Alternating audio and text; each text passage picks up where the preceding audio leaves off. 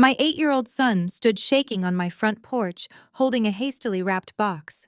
"Grandma said to tell you not to make a scene," he whispered, tears streaming down his face.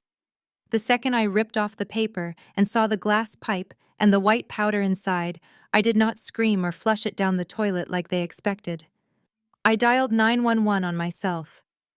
10 minutes later, 3 police officers were in my living room when my husband walked through the front door expecting to find Child Protective Services. His face drained of all color when the lead officer turned to him holding the evidence bag. Before I continue this story, let me know where you are watching from in the comments below. Hit like and subscribe if you have ever had to outsmart toxic family members who tried to destroy your life. Trust me, you will want to hear how I turned their ultimate trap into a federal crime scene. I am Jasmine, 35 years old, and my mother Vivian had just orchestrated the most vicious attack of my life. It was a Tuesday afternoon in Buckhead, an affluent neighborhood in Atlanta, where appearances are everything. I pulled Malik inside my maternal instincts, battling against the cold, analytical training I use every day as a senior forensic auditor. My hands were perfectly steady as I placed the box on the kitchen island. Malik wrapped his arms around my waist, burying his face in my skirt. His small body was trembling violently. I rubbed his back, soothing him with soft words while taking a mental inventory of the items Vivian had so carefully arranged inside the tissue paper. First, there was a forged positive drug test with my name printed clearly across the top. Second, a thick stack of legal documents. They were pre-filled voluntary custody surrender forms, explicitly granting my husband Terrence full physical and legal custody of Malik. And finally, the crown jewel of my mother's setup rested at the bottom of the box. It was a clear plastic bag containing a suspicious white powder and a used glass pipe. This was Vivian's playbook. I did not need to guess the strategy or wonder how they planned to execute it. Growing up, whenever my younger sister Kendra failed a class, wrecked a luxury car, or threw a tantrum at the country club, Vivian expertly shifted the blame to me. I was the difficult, ungrateful, dark-skinned daughter who ruined the perfect aesthetic of her light-skinned, high-society family portrait. Kendra was the golden child who could do no wrong. I was the scapegoat who could do nothing right. Vivian always viewed my sharp, analytical mind not as an asset, but as a threat to her carefully curated social image. She hated that I saw through her fake Southern charm. She hated that I did not need her money. And most of all, she hated that I refused to bow to Preston Kendra's wealthy white corporate lawyer husband, who Vivian treated like a god simply because of his race and his bank account. Now she was using that same ruthless social climbing energy to try and take my son. She expected me to panic. She wanted me to act like the aggressive, unstable woman she always told everyone I was. She anticipated that I would grab the bag of drugs and flush it down the toilet to protect my prestigious career, thereby destroying the evidence of her crime just before Child Protective Services knocked on my door to search the house. She wanted me caught in a lie, looking hysterical and guilty. I refused to play her game.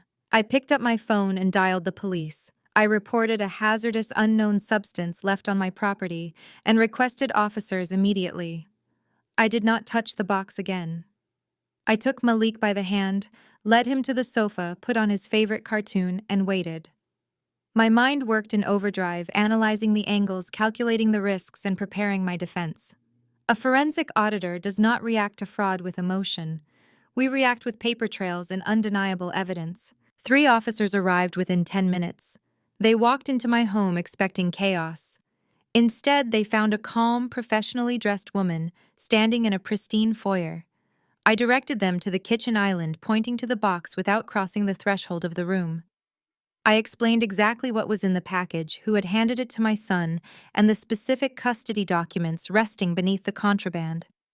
I provided them with my identification, my business card, stating my title as a federal financial investigator, and the contact information for my lawyer. The officers exchanged glances, clearly realizing this was not a standard domestic call.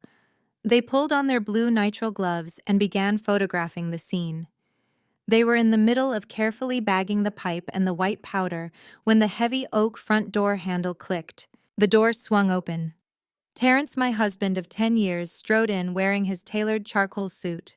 He had a practiced look of fake concern already plastered on his face. His shoulders were slumped in a perfect imitation of a devastated father. He expected to find social workers tearing my life apart, finding the planted evidence and handing Malik over to him. He expected me to be in handcuffs screaming and crying. Instead, he found 3 uniformed police officers staring back at him, holding the exact evidence he and my mother had conspired to plant. Terrence stopped dead in his tracks. The color vanished from his cheeks, leaving him looking sickly and pale. He swallowed hard, his Adam's apple bobbing nervously. "Police," he stammered, his eyes darting from the officers to me, and finally to the evidence bag resting on the granite counter. What happened? What is going on here? Before Terrence could transition into playing the concerned, clueless father, the lead officer stepped forward. He held up the clear plastic bag with a gloved hand, his expression stern. "Sir," the officer said, his voice flat and authoritative, "your wife showed us the security camera footage from the front porch. The cameras caught a woman matching your mother-in-law's description, using your specific access code to enter the house 2 hours ago to leave this package. Care to explain how she got your private security code and why she is dropping off narcotics at your residence?" Terrence opened his mouth, but no sound came out. His hands began to shake violently.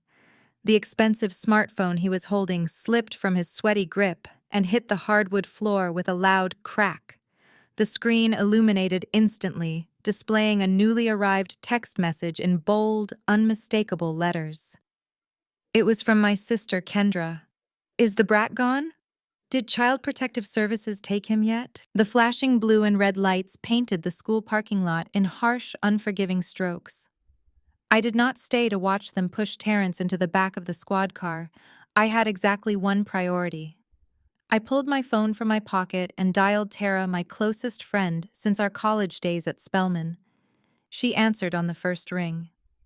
I gave her brief, precise instructions. 10 minutes later, she pulled her SUV into the far end of the lot. I walked Malik over, kissed his forehead, and promised him everything was going to be perfectly fine. Tara locked eyes with me and nodded. She did not ask questions. She knew the history of Vivian and Kendra. She drove away with my son safely secured, and I got into my own car to follow the police cruisers downtown. The precinct smelled of stale coffee and industrial floor cleaner. I sat on a hard plastic chair in the waiting area, my posture perfectly straight, my hands folded in my lap. I was not the hysterical wife they usually saw in these situations. A forensic auditor does not unravel in the face of conflict. We observe, we catalog, we wait for the numbers to tell the story. A detective with a weary expression finally approached me holding a clipboard. He sighed and told me Terrence was demanding to speak with me before he called his lawyer. The detective warned me I did not have to go in there, but I stood up without hesitation. I needed to see him. I needed to look the man I had married in the eye and watch the last remnants of our decade-long facade burn to the ground. The interrogation room was exactly as cold and gray as you see on television. Terrence was sitting at a metal table, his hands resting on the scarred surface. The moment the heavy door clicked shut behind me, his shoulders relaxed. The panicked, begging husband from the parking lot vanished entirely. In his place sat the arrogant, resentful man I had been quietly carrying for 10 years. His face twisted into a sneer that made his handsome features look suddenly hollow. He leaned back in his chair and crossed his arms. "You just could not let it go," he said, his voice dripping with condescension. "You always have to be the smartest person in the room, Jasmine. You always have to make everyone else look like a fool." I pulled out the metal chair opposite him and sat down. I did not raise my voice. I asked him why he let Vivian plant narcotics in our home. I asked him why he allowed my mother and my sister to traumatize his own son just to trigger a Child Protective Services raid. Terrence let out a short, harsh laugh. He leaned across the table, his eyes narrowing. "Because you left us no choice," he snapped. "You are a paranoid, career-obsessed failure of a wife. You abandoned me, Jasmine. You are always buried in those spreadsheets, working 80-hour weeks, flying across the country for audits. You never supported my visions. You never supported my businesses. Vivian and Kendra had to step in because you neglected me. They gave me the financial respect I deserved while you hoarded your paycheck and treated me like a dependent. I stared at him, marveling at the absolute delusion. For a decade, I had paid the mortgage on our Buckhead home. I had covered the car notes. I had quietly settled the debts from his 3 failed startup companies so he could save face at his golf club.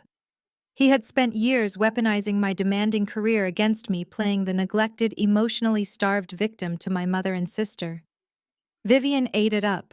She loved playing savior to the handsome son-in-law, handing him cash under the table, while using his complaints as further proof that I was an aggressive, unlovable woman who could not keep a man happy. Kendra, ever the dutiful echo to Vivian, loved having another reason to look down on me. You helped them frame me to steal custody of Malik, I stated, keeping my tone perfectly even. You were willing to let me go to prison. Terrence smiled then. It was a cold, satisfied smile. It is not just about custody, Jasmine. It is about taking back what you owe me. You think you are so untouchable with your federal job and your corporate suits, but you have nothing left. I tilted my head, inviting him to elaborate. In any investigation, the target's arrogance is always their greatest vulnerability. Give a narcissist a captive audience, and they will hand you the rope to hang them with. He leaned closer, his voice dropping to a theatrical whisper. I am not going down for that glass pipe. Preston is handling everything.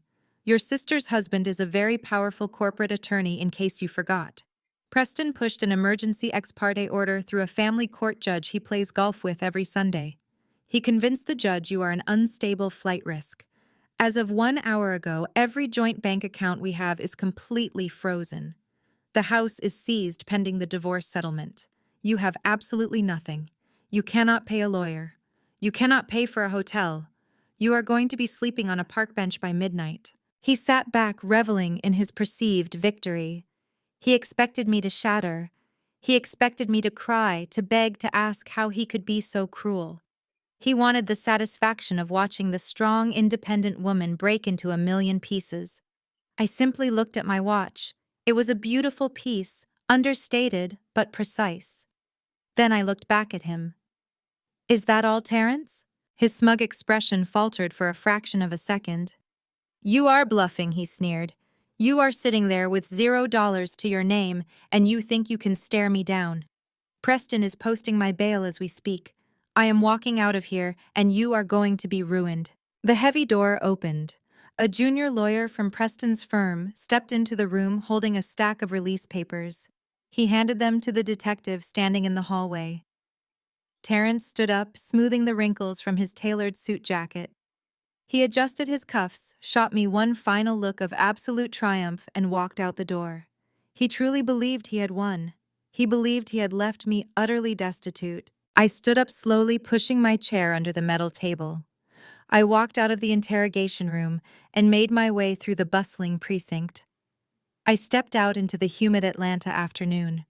The bright sunlight hit my face, but I felt nothing but a sharp, exhilarating clarity. I walked to my car, got into the driver's seat, and locked the doors. Terrence thought I was just a standard employee at a downtown accounting firm. He thought the joint account he drained this morning was my entire life savings. He forgot who he married. While he was out playing golf with Preston, desperately trying to secure his place in the high society Vivian worshipped, I was climbing the ranks in forensic auditing. I specialized in tracing hidden corporate assets. I reached into the hidden compartment of my center console and pulled out a secondary burner phone. I did not open my banking app to check the frozen checking account. I knew it was empty. Instead, I opened a secure, encrypted portal. I typed in my credentials and navigated to the dashboard of an offshore holding company, registered under a proxy limited liability corporation. The screen loaded. The balance read $4.2 million. It was the accumulated consulting royalties from a proprietary auditing software I had patented 3 years ago. I had kept it completely hidden, preparing for the day my family's toxicity finally crossed the line into criminality. I smiled, the corners of my mouth lifting as I stared at the numbers. Terrence and Preston thought they were criminal masterminds, But in their rush to drain my checking account and freeze my assets, they made a fatal error. I had deliberately linked that specific joint account to a federal audit deposit account I used for government contracts. By moving that money without authorization, Terrence did not just rob his wife in a domestic dispute. He had inadvertently committed federal wire fraud. And by processing the ex parte order, using those stolen funds, Preston had tied his prestigious law firm directly to the crime. They thought they had stripped me of my power. They had no idea they had just handed me the keys to their destruction. I put the burner phone back in the console, started the engine, and pulled out of the parking lot. It was time to go to church. I pulled my car out of the precinct lot and navigated through the heavy Atlanta traffic, the harsh midday sun glaring off the asphalt.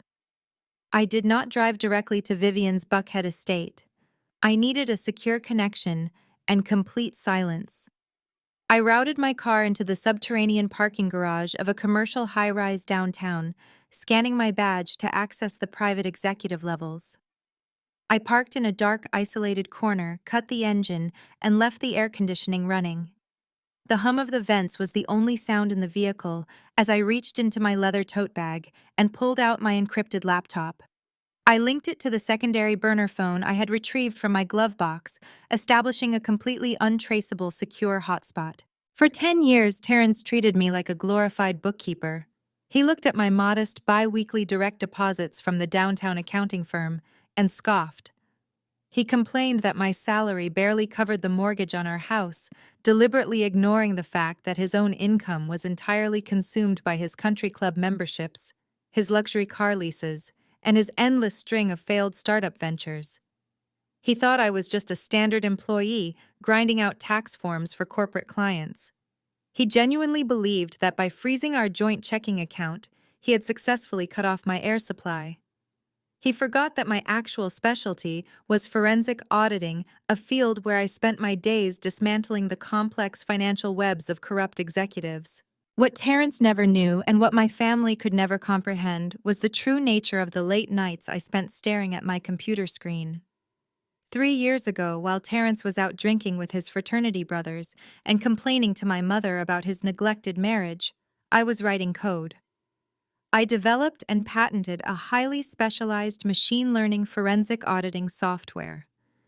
It was designed to detect microscopic anomalies in ledger transfers, flagging the kind of sophisticated shell games that traditional auditors routinely missed. Within 6 months of its creation, federal agencies and private financial sectors began licensing the software. I knew my marriage was deteriorating. I knew Vivian and Kendra would eventually convince Terrence that he deserved better than a dark-skinned, career-driven woman who refused to bow to their social hierarchy. Anticipating his inevitable betrayal, I placed the patent and all subsequent royalties into a blind trust.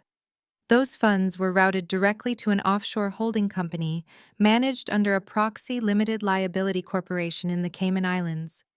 Completely legal, perfectly taxed, and entirely invisible to anyone looking at my domestic marital assets. I typed my credentials into the secure portal and bypassed the two-factor authentication. The screen refreshed, displaying the dashboard of my holding company. The balance loaded in crisp green text, $4.2 million. I stared at the number, feeling the cold, hard reality of my absolute financial security wash over me. I was not a victim. I was not trapped. I was a fully funded adversary, armed and ready for a war my family did not even realize they had started. I opened a secure messaging application and initiated a video call with David, the lead counsel of my private legal team. David was ruthless, brilliant, and completely unbothered by the messy realities of family law. His face appeared on my screen, framed by the sleek background of his Buckhead office. I gave him a rapid clinical summary of the morning's events. I detailed the planted drugs, the forged custody surrender forms, the police intervention, and Terrence's boast in the interrogation room regarding the frozen accounts. David's expression hardened into a look of professional disgust. He pulled up the Fulton County digital docket on his end, his fingers flying across his keyboard as he searched for the emergency freeze order Terrence had described. It took him less than 3 minutes to locate the filing. Preston submitted an ex parte order to seize the accounts and halt your access to the residential property. David confirmed, his eyes scanning the digital document. But this timeline is completely fractured, Jasmine. An ex parte motion of this magnitude filed on a Friday evening requires a judge to sign off in person after reviewing credible evidence of immediate irreparable harm. I am looking at the signature block right now. Judge Aris is listed as the approving magistrate. I pulled up my own cross-referencing database while David spoke. Judge Aris is currently in Savannah, I said smoothly. He is attending a 3-day judicial conference. He has been out of the city since Thursday afternoon. He could not have physically signed that order. David enhanced the document on his screen, analyzing the digital metadata attached to the signature block. Preston did not get a judge. David stated, a sharp edge of disbelief in his voice. He used a digital administrative stamp. He bypassed the bench entirely by inputting the credentials of a court clerk to force the system into freezing your assets. This is not just a breach of ethics, Jasmine. This is a severe federal offense. He just committed forgery and fraud as an officer of the court. Preston's arrogance had finally outpaced his intellect. He was so accustomed to operating with total impunity, so used to bulldozing through obstacles with his wealth and his race as a shield, that he assumed no one would ever verify his paperwork. He thought he could crush me with a few keystrokes and suffer zero consequences. He had just handed me the weapon I needed to dismantle his entire career. I authorized David to immediately file a motion to quash the fraudulent order and initiate a formal complaint with the State Bar Association. But as I prepared to close the laptop and head to my mother's brunch, my instincts flared.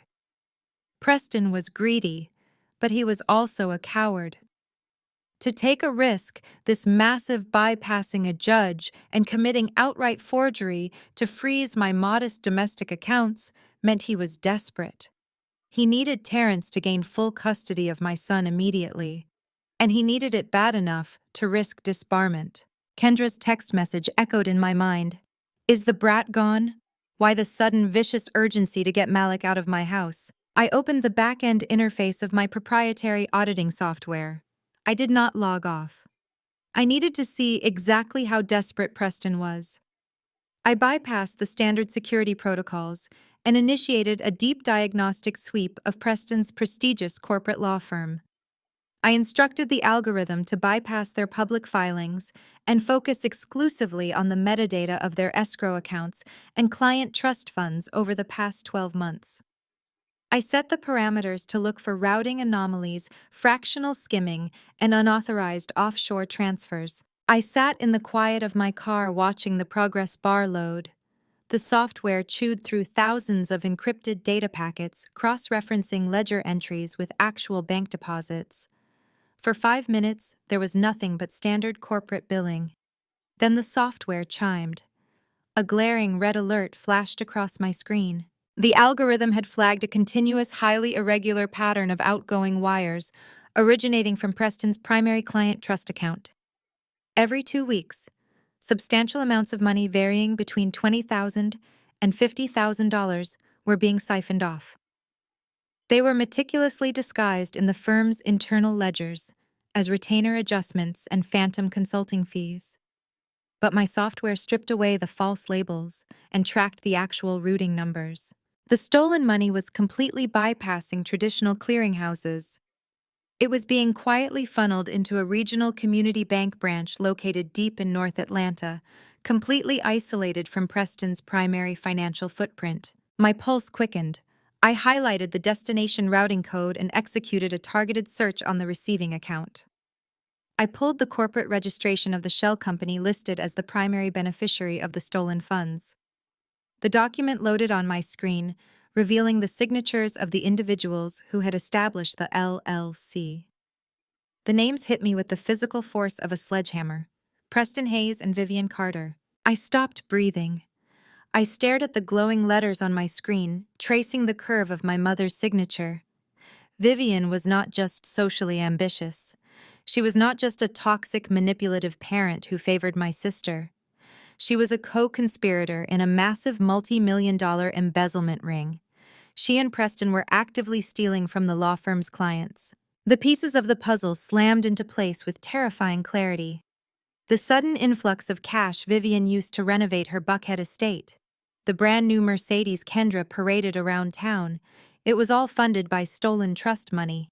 But the embezzlement was a house of cards, and they were running out of cash to cover their tracks before the firm's senior partners initiated their annual audit. They needed liquid capital immediately to replace the stolen funds. They needed the $500,000 trust fund Malik's paternal grandfather had left him. The drug frame-up was never just about giving Terrence custody or pushing me out of the family.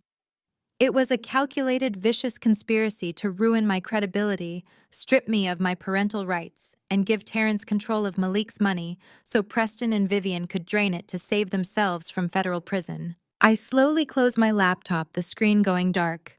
The cold realization solidified into a pure, absolute rage. They did not just try to ruin my life. They tried to use my 8-year-old son as a pawn to cover their own felonies. I started the engine of my car. I put the vehicle in drive and pulled out of the parking garage, merging into the bright Atlanta traffic. I was no longer just the estranged daughter going to demand answers. I was the executioner, and it was time to collect. I pulled my car through the towering wrought iron gates of my mother's Buckhead estate. The circular driveway was already packed edge to edge with luxury vehicles, a gleaming sea of imported steel that reflected the harsh midday Atlanta sun. Valets in crisp white shirts hurried back and forth, jogging to keep up with the steady stream of arriving guests. I bypassed the valet line entirely, parking my sedan directly behind a catering van near the side entrance. I turned off the ignition and sat in the silence of my car for a moment, simply staring at the sprawling brick mansion before me. For 35 years, this house had been a monument to my inadequacy. It was the physical manifestation of Vivian's absolute demand for perfection, a fortress of high society expectations that I was never meant to conquer. She had designed every inch of this property to project the image of a flawless, devout, wealthy family. Yesterday, I would have looked at those towering Roman columns and the imported Italian marble fountain in the center courtyard and felt the familiar, suffocating weight of my mother's disapproval. I would have seen a matriarch who prioritized showing off to Atlanta's elite over loving her eldest, darker-skinned daughter. Today, armed with the encrypted data from my offshore server, I did not see a home. I looked at the estate through the cold, calculating lens of a federal financial investigator, and I saw an active crime scene. Every manicured rosebush, every crystal goblet waiting on the dining tables, every square foot of that imported marble had been paid for with stolen money. The realization stripped away decades of childhood trauma and replaced it with a sharp, exhilarating clarity. They were not better than me. They were just louder with their crimes. I checked my reflection in the rearview mirror and smoothed the lapels of my custom-tailored crimson suit.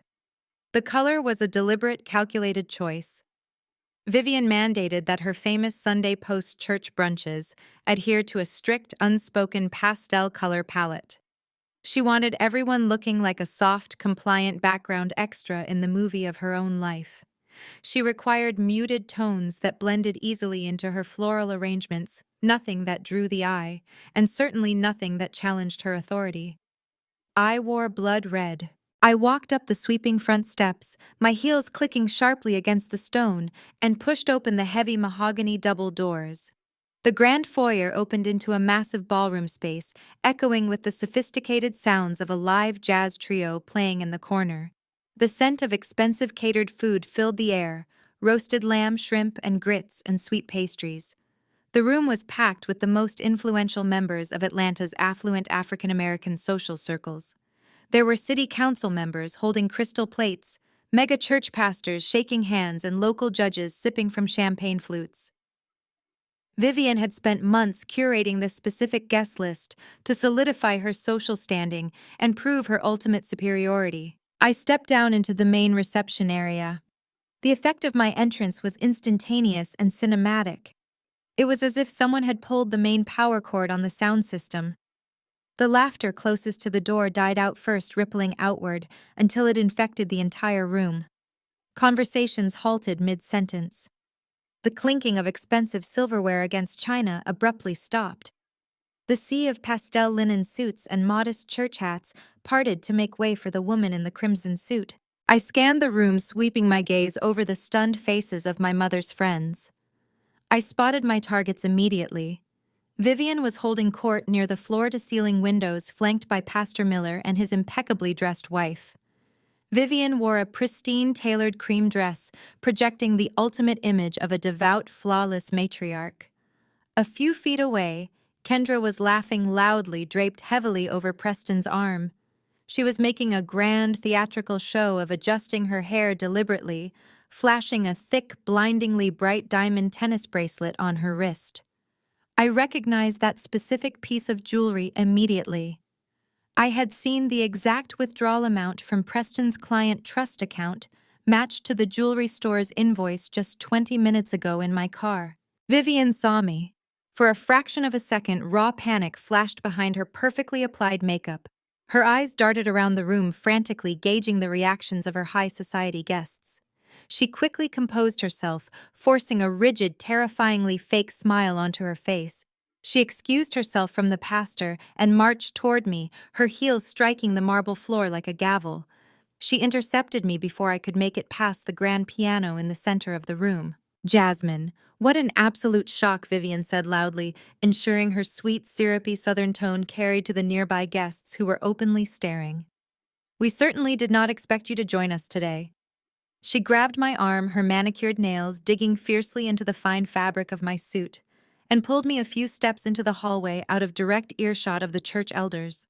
Her smile remained fixed in place for the audience, but her voice dropped to a venomous, hateful hiss. "You have some nerve showing your face here after what you put Terrence through this morning." Vivian snarled, her eyes blazing with fury. "I know exactly what you did, calling the police like a hysterical lunatic. You are trying to ruin this family because you are too bitter and too ugly to keep your own household together." I looked down at her hand gripping my arm. I did not pull away. I simply stared at her fingers with a look of absolute boredom until she felt the shift in my energy and slowly let go. "I am perfectly fine, Vivian," I replied, keeping my voice even and entirely devoid of emotion. "I understand you had a very busy morning yourself. Dropping off packages takes so much energy, especially at your age." Vivian's jaw tightened, a flash of genuine fear crossing her features as she realized I knew exactly who had planted the drugs. But before she could snap back, Preston and Kendra walked over to join the confrontation. Preston used his height to his full advantage, puffing out his chest in his tailored navy blue suit. He had always used his status as a wealthy white corporate attorney to intimidate everyone in our family. He thrived on making me feel small, utilizing his race and his law degree as a bludgeon to make the rest of us feel inferior. Vivian worshipped him for it, treating him like a god simply because he validated her desperate need for high society integration. He looked down at me now, treating me like an uneducated subordinate rather than an equal. Kendra clung to his side, shooting me a look of pure, unadulterated disgust. "Jasmine, I think it is time for you to leave," Preston said, utilizing his deepest, most authoritative courtroom voice. He crossed his arms, stepping into my personal space. "As Terrence's legal counsel, I am advising you that you are trespassing on private property. You are socially unfit to be in this room, and frankly, you are embarrassing your mother in front of her congregation." Kendra scoffed, shaking her head dramatically. "You always have to ruin everything, Jasmine. You could not just sign the custody papers and let Terrence have peace. You had to call the police and make a massive scene. You are completely unhinged. You are destroying the legacy of this family." Preston took another step closer, his blue eyes hard and threatening. "Sign the voluntary surrender documents by tomorrow morning, Jasmine. If you refuse, I will personally see to it that you are dragged through family court and destroyed. I have already secured an emergency ex parte order. I will freeze every asset you have ever touched, and I will make sure you never work in the city of Atlanta again. Do you understand me?" I did not raise my voice. I did not step back. I did not give them the satisfaction of a reaction. Instead, I turned away from him entirely, walking over to the crystal mimosa fountain set up on the side table. I picked up a delicate glass flute, held it under the spout, and slowly filled it with champagne and fresh orange juice. The sheer audacity of me ignoring his threat made a thick vein pop in the side of Preston's neck. I took a slow, deliberate sip of my drink, savoring the taste. I set the glass down on a silver tray and turned back to face them. I reached into my leather tote bag and pulled out a thick, heavy printed dossier. The cover page bore the official, unmistakable gold seal of the Federal Financial Crimes Division. I stepped forward and slapped the manila folder directly against Preston's chest. He instinctively grabbed it before it could fall to the floor. "I would not worry about my career, Preston," I said, my voice carrying a smooth, lethal calm that caused the air in the hallway to drop 10 degrees. "I would worry about yours. Because the federal forensic auditor assigned to investigate your law firm for the multi-million-dollar embezzlement of client trust funds. That is me. And you just tried to blackmail a federal investigator." Preston's arrogant smirk did not just fade, it evaporated. He stood frozen in the opulent hallway of my mother's estate, his perfectly manicured hands trembling slightly as he stared down at the heavy manila folder. His eyes darted across the top page, scanning the bold federal letterhead and the meticulously highlighted columns of routing numbers. It was a preliminary audit report detailing his firm's internal transfers, and it was devastatingly precise. I watched his brain short-circuit as he tried to reconcile the woman standing before him with the terrifying reality of the document he had just seen. For years, Preston had operated under the absolute certainty that he was untouchable. He was a wealthy white corporate attorney who had married into a socially ambitious black family, and he used his race, his pedigree, and his law degree as a bludgeon to make the rest of us feel entirely inferior. Vivian worshipped him for it. To my mother, Preston was the ultimate trophy son-in-law. He represented the validation she had chased her entire life, a golden ticket into a tier of society she felt she inherently deserved. Vivian treated his casual condescension as sophistication. Whenever Preston spoke at family dinners, dropping legal jargon and boasting about his corporate conquests, Vivian would hang on his every word, shooting me pointed looks as if to ask why I could not secure a man of such magnificent stature. Preston knew exactly how to play her. He fed Vivian's narcissism while quietly treating my father, my son, and myself with barely concealed contempt. He viewed me as nothing more than an abrasive, low-level accountant who lacked the charm and compliance of my younger sister. He truly believed his intelligence and his privilege made him immune to consequence. But there is no privilege that can protect a man from a forensic algorithm. The spreadsheet he had just glanced at did not care about his country club memberships or his tailored suits. It simply displayed the undeniable mathematical proof that he had been systematically siphoning tens of thousands of dollars from his clients' trust accounts and routing the stolen funds into a shell company co-signed by my mother. I could see the exact second the gravity of his situation crushed him. The color drained from his face, leaving his skin a sickly ashen gray. A bead of sweat materialized at his temple. He opened his mouth to speak, but his usually booming, authoritative courtroom voice abandoned him. Only a ragged, shallow breath escaped his lips. I reached out and smoothly pulled the folder back, stepping away from him. The sudden loss of the document seemed to snap him out of his paralysis. Panic overrode his logic. He lunged forward, his large frame moving aggressively as he tried to snatch the folder back from my grasp. I simply took one calculated step backward. His hands swiped through empty air. He stumbled slightly, his heavy leather dress shoes scuffing against Vivian's pristine marble floor. "What is this nonsense?" Vivian hissed, stepping swiftly between us. She had witnessed Preston's uncharacteristic stumble and immediately moved to protect her golden child. Her face was flushed with a mixture of confusion and boiling rage. She reached out, attempting to snatch the folder from my hands herself. "Give that to me right now, Jasmine. Stop making a fool of yourself. You are causing a scene and ruining my brunch." She was still operating under the delusion that she was in control. She still believed she could manage me with sharp reprimands and maternal intimidation. She glanced nervously over her shoulder, terrified that the church elders, the city council members, or the local judges mingling in the grand ballroom had noticed the altercation in the hallway. Vivian thrived on these Sunday events. They were her grand theater. She used them to project the image of the perfect, devout, flawlessly wealthy family. My uninvited presence, wearing a sharp, custom-tailored crimson suit that aggressively clashed with her mandated pastel aesthetic, was an immediate, glaring threat to her carefully constructed narrative. Preston recovered his footing. He straightened his jacket, his chest heaving as he desperately tried to reconstruct his high-powered attorney persona. His eyes darted nervously toward the ballroom, mirroring Vivian's fear of a public scandal. "You need to leave this house right now, Jasmine," he demanded, keeping his voice in a harsh, strained whisper. "You do not understand what you are looking at in those documents. If you take this any further, if you do not leave right now, I will bury you so deep in litigation, you will never see the light of day. I will ruin you professionally." I looked at him. I did not yell. I did not match his frantic, chaotic energy. I remained perfectly still, radiating a cold, lethal calm. I turned my head and looked past Vivian, looking directly into the crowded ballroom. The jazz trio was softly playing a lively tune in the corner.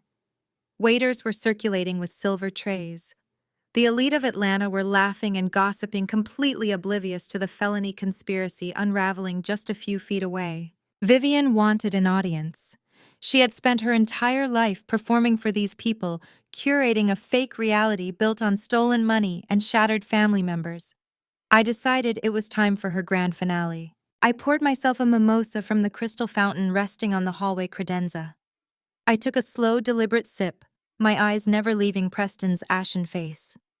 Then I projected my voice, utilizing the same clear, authoritative tone I used when addressing federal courtrooms.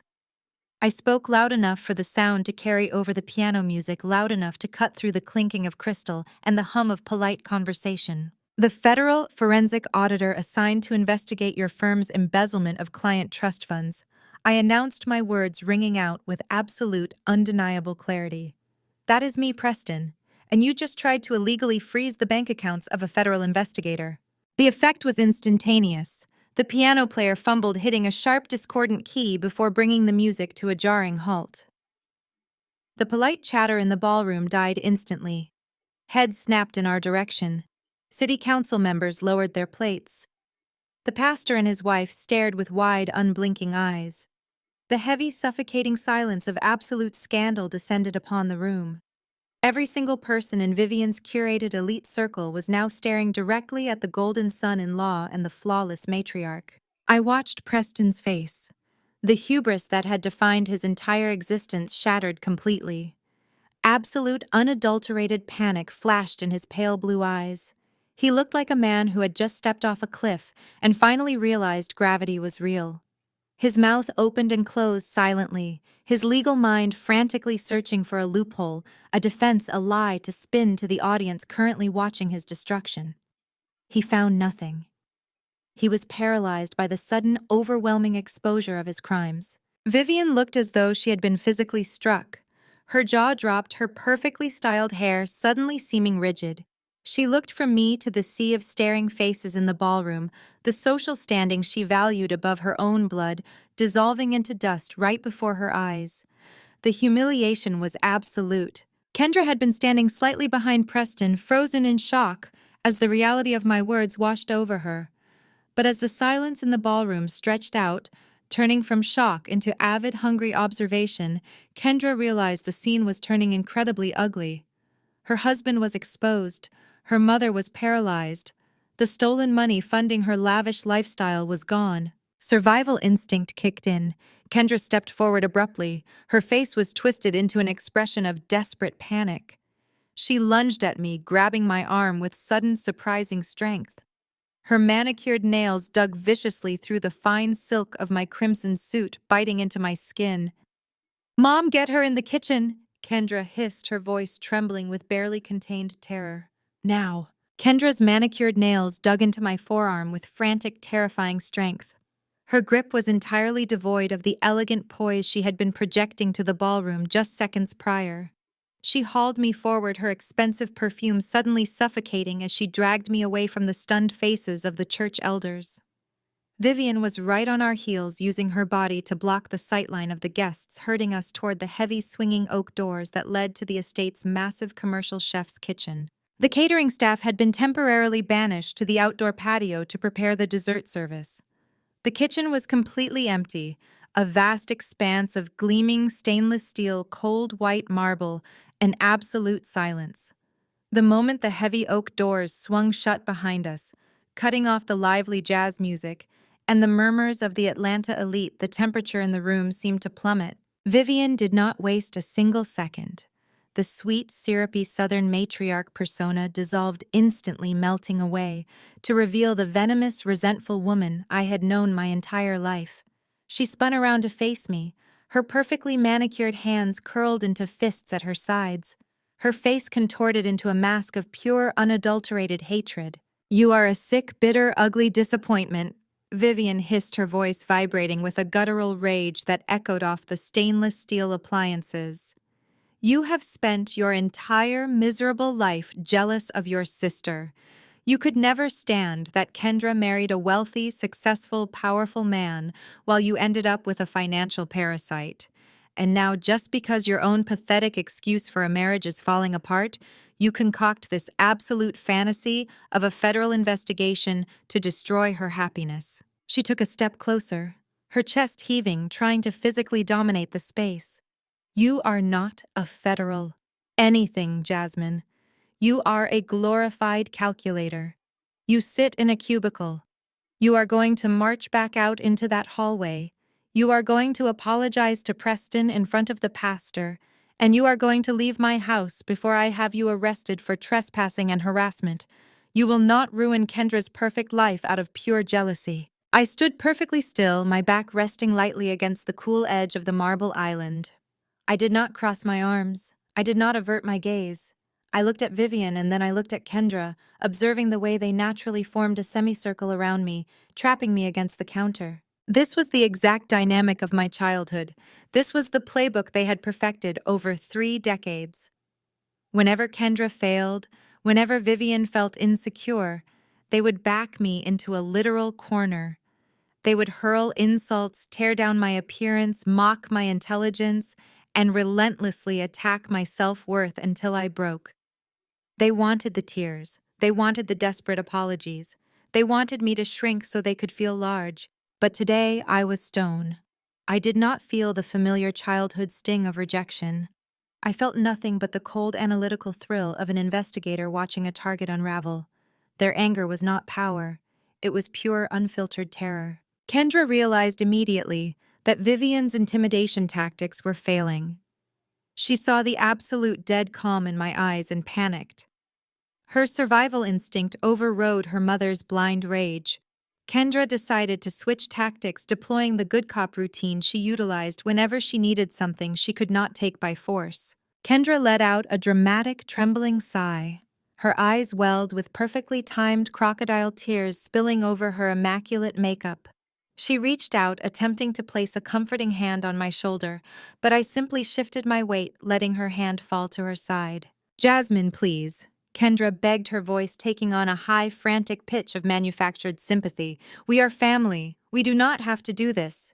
Terrence is a good man. He just made a stupid, desperate mistake this morning because you work so much. You drove him to it. And Preston is under an immense amount of stress at the law firm. You are blowing a simple accounting error wildly out of proportion." She sniffled, wiping a stray tear from her cheek. "Think about Malik, Jasmine. Think about your son. He needs stability. He does not need his mother dragging his father through a messy public divorce, and he certainly does not need his aunt and uncle targeted by some vindictive audit. We want to help you. We really do." I tilted my head, waiting for the inevitable transaction. Kendra never offered sympathy without a price tag. "We know Terrence froze your checking account." Kendra continued, her tone dropping into a conspiratorial whisper as if she were offering me a lifeline. "We know you have absolutely nothing left. You cannot afford to fight Preston. You cannot afford to fight Vivian. So let us make a deal. I will personally write you a check right now. $10,000. Cash. A clean, fresh start. All you have to do is drop this ridiculous audit fantasy sign, the voluntary physical custody papers giving Terrence temporary control of Malik, and walk away quietly. Take the money, Jasmine.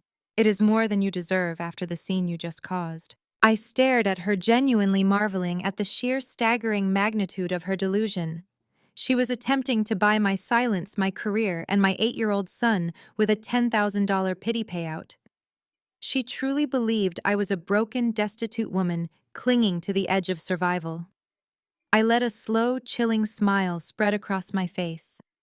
I looked down at my manicured nails, then back up at my sister. $10,000, I repeated, letting the number hang in the quiet kitchen. You and your husband have systematically embezzled over $2.4 million from your clients over the last 12 months. You bought that diamond tennis bracelet on your wrist with money stolen from a widow's settlement fund. And you think you can buy a federal forensic auditor for $10,000. Kendra's face drained of all color, leaving her looking sickly and hollow. The fake tears dried up instantly.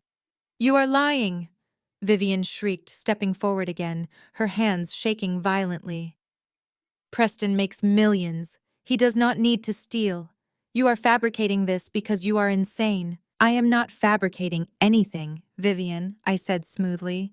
I have the routing numbers. I have the shell company registration with your signature on it.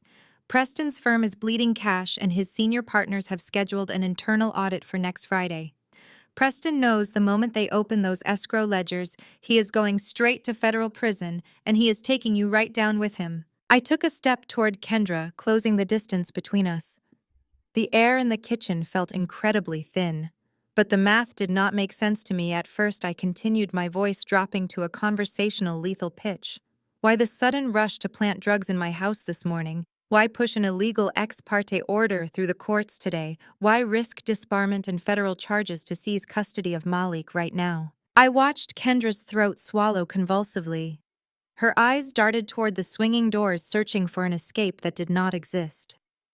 Then I realized what Terrence has been hiding from me, I said. Terrence's father did not just leave him a gold watch when he passed away last year. He set up a generational wealth trust, a $500,000 trust fund that vests entirely to Malik. But as long as I am the primary custodial parent, Terrence cannot touch a single dime of that money. Kendra broke. The pressure of the impending audit, the realization that I knew every single detail of their crimes, and the terror of losing her wealthy lifestyle shattered her completely. Because we need that money, Kendra screamed, her voice cracking into a hysterical, guttural wail. We need Malik's trust fund. Preston's partners are going to look at the books next week.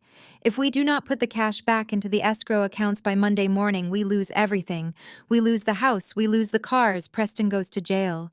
You have your stupid little career, Jasmine. You do not need that money. Terrence promised us Malik's trust fund to cover the deficit. All you had to do was go to jail for a few days, take the drug charge, and let Terrence have custody.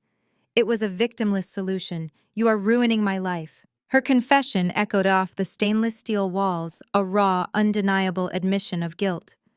Vivian grabbed Kendra's arm, her eyes wide with absolute horror, violently shushing her daughter. But the damage was already done. The truth was out in the open, ugly and fully exposed. They had conspired to frame me for narcotics, strip me of my child, and drain an 8-year-old boy's inheritance, just to save Preston from the consequences of his own grand larceny. I let the heavy, suffocating silence stretch out between us.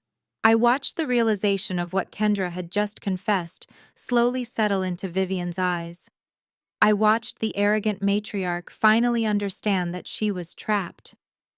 I raised my left hand, the crimson silk of my sleeve, falling back to reveal the sleek, dark face of my smartwatch.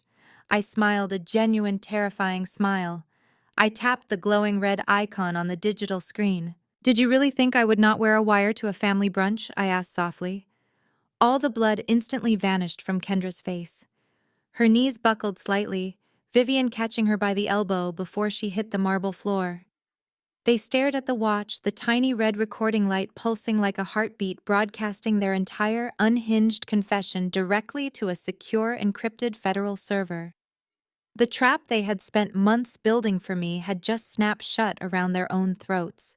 The heavy oak doors of the kitchen remained shut, isolating us in a sudden, breathless vacuum.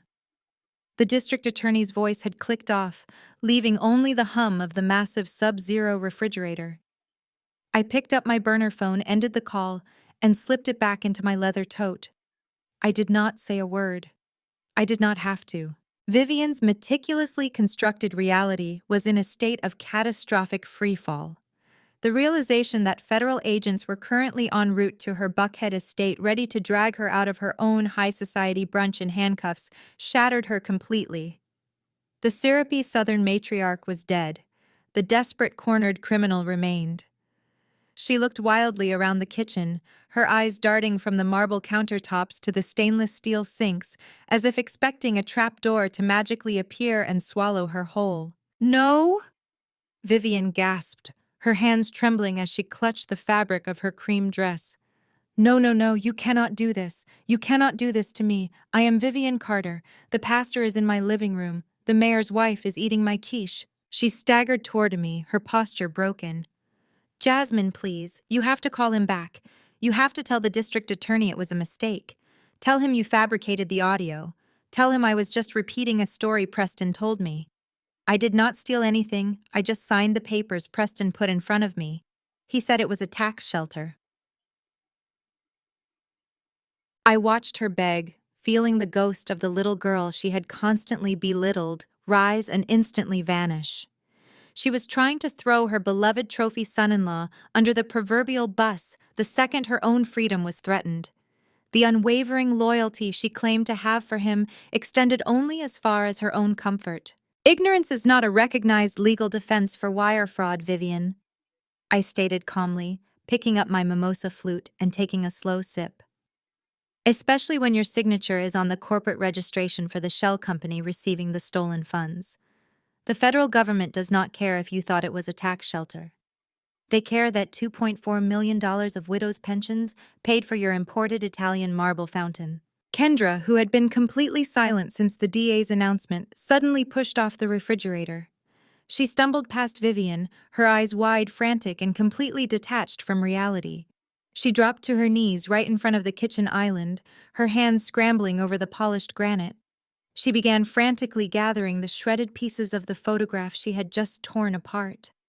She was trying to piece Preston's face back together, her breath hitching in ragged, terrifying sobs. "It's a mistake," Kendra muttered to herself, her hands shaking so violently she could barely hold the paper. "Preston loves me. He is a good man. He provides a legacy. He bought me this bracelet. He loves me." She looked up at me from the floor, her makeup completely ruined, her designer dress wrinkled and stained with tears. The arrogance that had defined her entire life was utterly obliterated. "Jasmine, you have to fix this," Kendra pleaded, her voice cracking.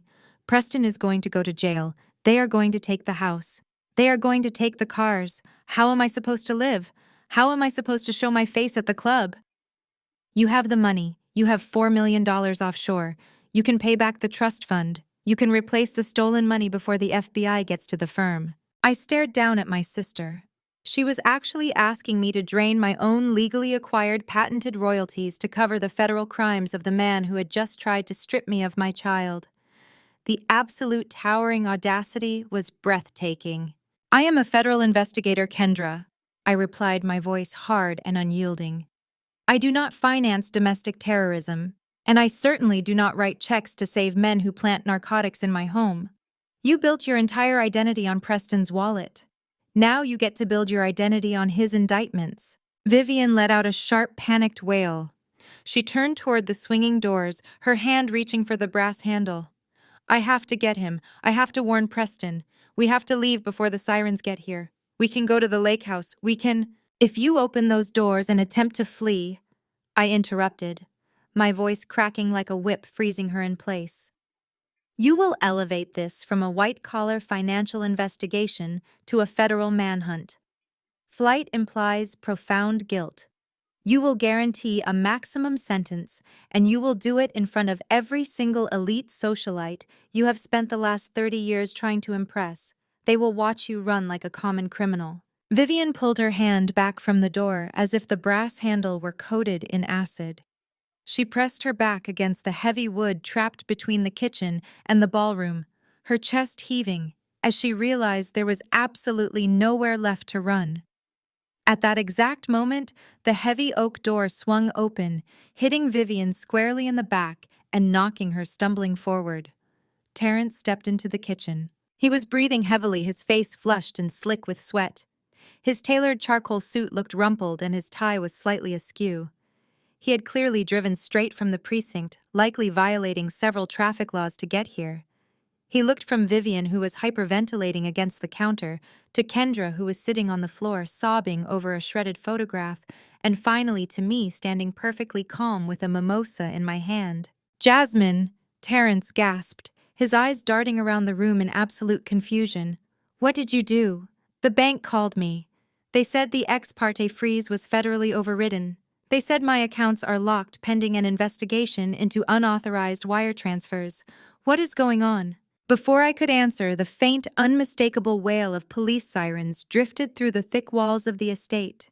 The sound started low, a distant hum, but rapidly grew louder, sharper, and more insistent.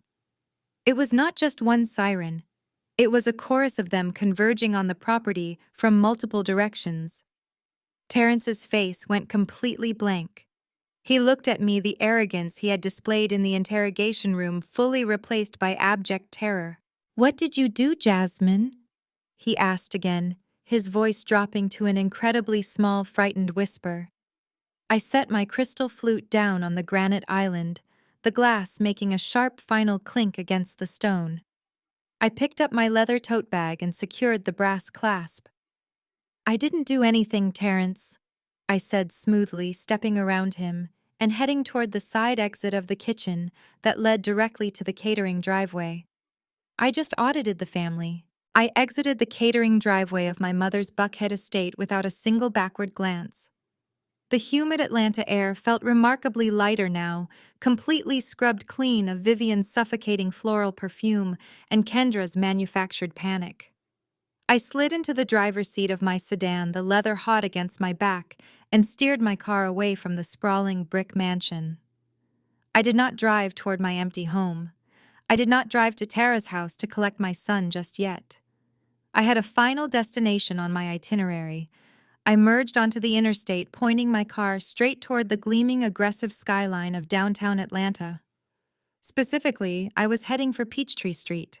The traffic was surprisingly light for a Sunday afternoon, allowing me to make excellent time. I navigated the familiar downtown grid with practiced ease, pulling into a parking structure located directly across the street from the towering glass and steel structure that housed Preston's prestigious corporate law firm. I found a spot on the second level that offered a perfect, unobstructed view of the firm's main entrance. I killed the engine, rolled down the window just an inch to let the city sounds filter in, and rested my hands on the steering wheel. The building across the street was an architectural monument to power, wealth, and systemic intimidation. I knew this building intimately. I knew the exact layout of the marble lobby and the specific cut of the security desk. Just 6 months ago, during the preliminary stages of my separation, Terrence had dragged me into one of those top-floor corner suites. He had orchestrated an ambush under the guise of a civil mediation. Preston had sat behind his massive mahogany desk, steepling his fingers while his senior partners hovered in the background like impeccably dressed vultures. Preston had used this very room, this very firm, as a bludgeon. He had leaned across the polished wood, his blue eyes cold and unyielding, and explicitly threatened to out-litigate me. He promised to bury me in so much corporate paperwork, frivolous motions, and endless discovery requests that I would be paying legal fees until I was 90 years old. He promised to use his partners to bleed me dry if I did not capitulate to every single one of Terrence's outrageous financial demands. He relied on the weight of that glass tower to make me feel small, uneducated, and entirely outmatched. He assumed the standard playbook of corporate intimidation would break a black woman who, in his mind, merely audited standard spreadsheets for a living. He looked at me and saw someone who lacked the pedigree to fight back. I sat in my car, now perfectly still, and stared up at that exact same corner office. The afternoon sun hit the glass, reflecting a blindingly bright light. I did not feel small today. I felt like the architect of their absolute destruction. Right on schedule, a fleet of unmarked black SUVs violently boxed in the front entrance of the high-rise. The screeching of heavy tires echoed loudly across the concrete plaza. The doors flew open simultaneously. Heavily armed federal agents wearing dark tactical gear and Navy windbreakers emblazoned with the bright yellow letters of the FBI swarmed the perimeter. They moved with absolute devastating precision. 2 agents immediately secured the revolving glass doors, while a dozen more flooded into the grand marble lobby. From my vantage point across the street, the visual was spectacularly satisfying. The haughty, untouchable senior partners who had stood behind Preston and threatened my livelihood were currently being lined up against the lobby security desk. I watched through the floor-to-ceiling glass as agents confiscated expensive leather briefcases, seized hard drives, and locked down the executive elevators. The firm's ironclad reputation, built over decades of ruthless corporate maneuvering, was being dismantled in broad daylight. Local news vans, alerted by the sudden influx of federal vehicles on police scanners, began screeching to a halt along Peachtree Street. Cameramen hoisted their heavy equipment onto their shoulders, sprinting toward the police barricades forming around the building. Reporters adjusted their microphones, speaking frantically into cameras as the scene unfolded. They did not have to wait long for the main event. The glass doors parted. Preston was practically dragged out onto the concrete plaza by 2 imposing federal agents. He was stripped of his suit jacket, his expensive silk tie loosened and hanging crookedly around his neck. His hands were secured firmly behind his back in heavy steel handcuffs. The arrogant, high-powered attorney who had just threatened to destroy me at a Sunday brunch was now doing a highly televised perp walk. The flashbulbs from the press cameras strobed relentlessly, capturing every single angle of his humiliation. Preston kept his head down, trying desperately to shield his face from the unforgiving lenses, but the damage was irreversible. His career, his firm, and his meticulously crafted facade of white-collar invincibility were dead. I watched him being shoved into the back of a black SUV, the heavy door slamming shut with a finality that brought a slow, genuine smile to my face. My primary phone began vibrating violently in the cup holder of my center console. The group chats were detonating. I unlocked the screen and watched the notifications flood in like a digital avalanche. Vivian's social embarrassment was instantaneous and catastrophic. Atlanta's elite circles run on information and gossip moves faster than a fiber optic network. The church elders, the city council members, and the local judges, who were currently drinking mimosas in my mother's ballroom, were receiving the exact same breaking news alerts I was watching live. They were standing in a house funded by the embezzled money of the man currently on their smartphone screens in handcuffs. I watched the incoming texts from my cousin, who had managed to stay out of the kitchen during my confrontation. She described absolute pandemonium. Vivian's phone was blowing up with calls from the very people standing in her own living room. Guests were demanding explanations, quietly distancing themselves from the catering tables and rushing aggressively for the valet line.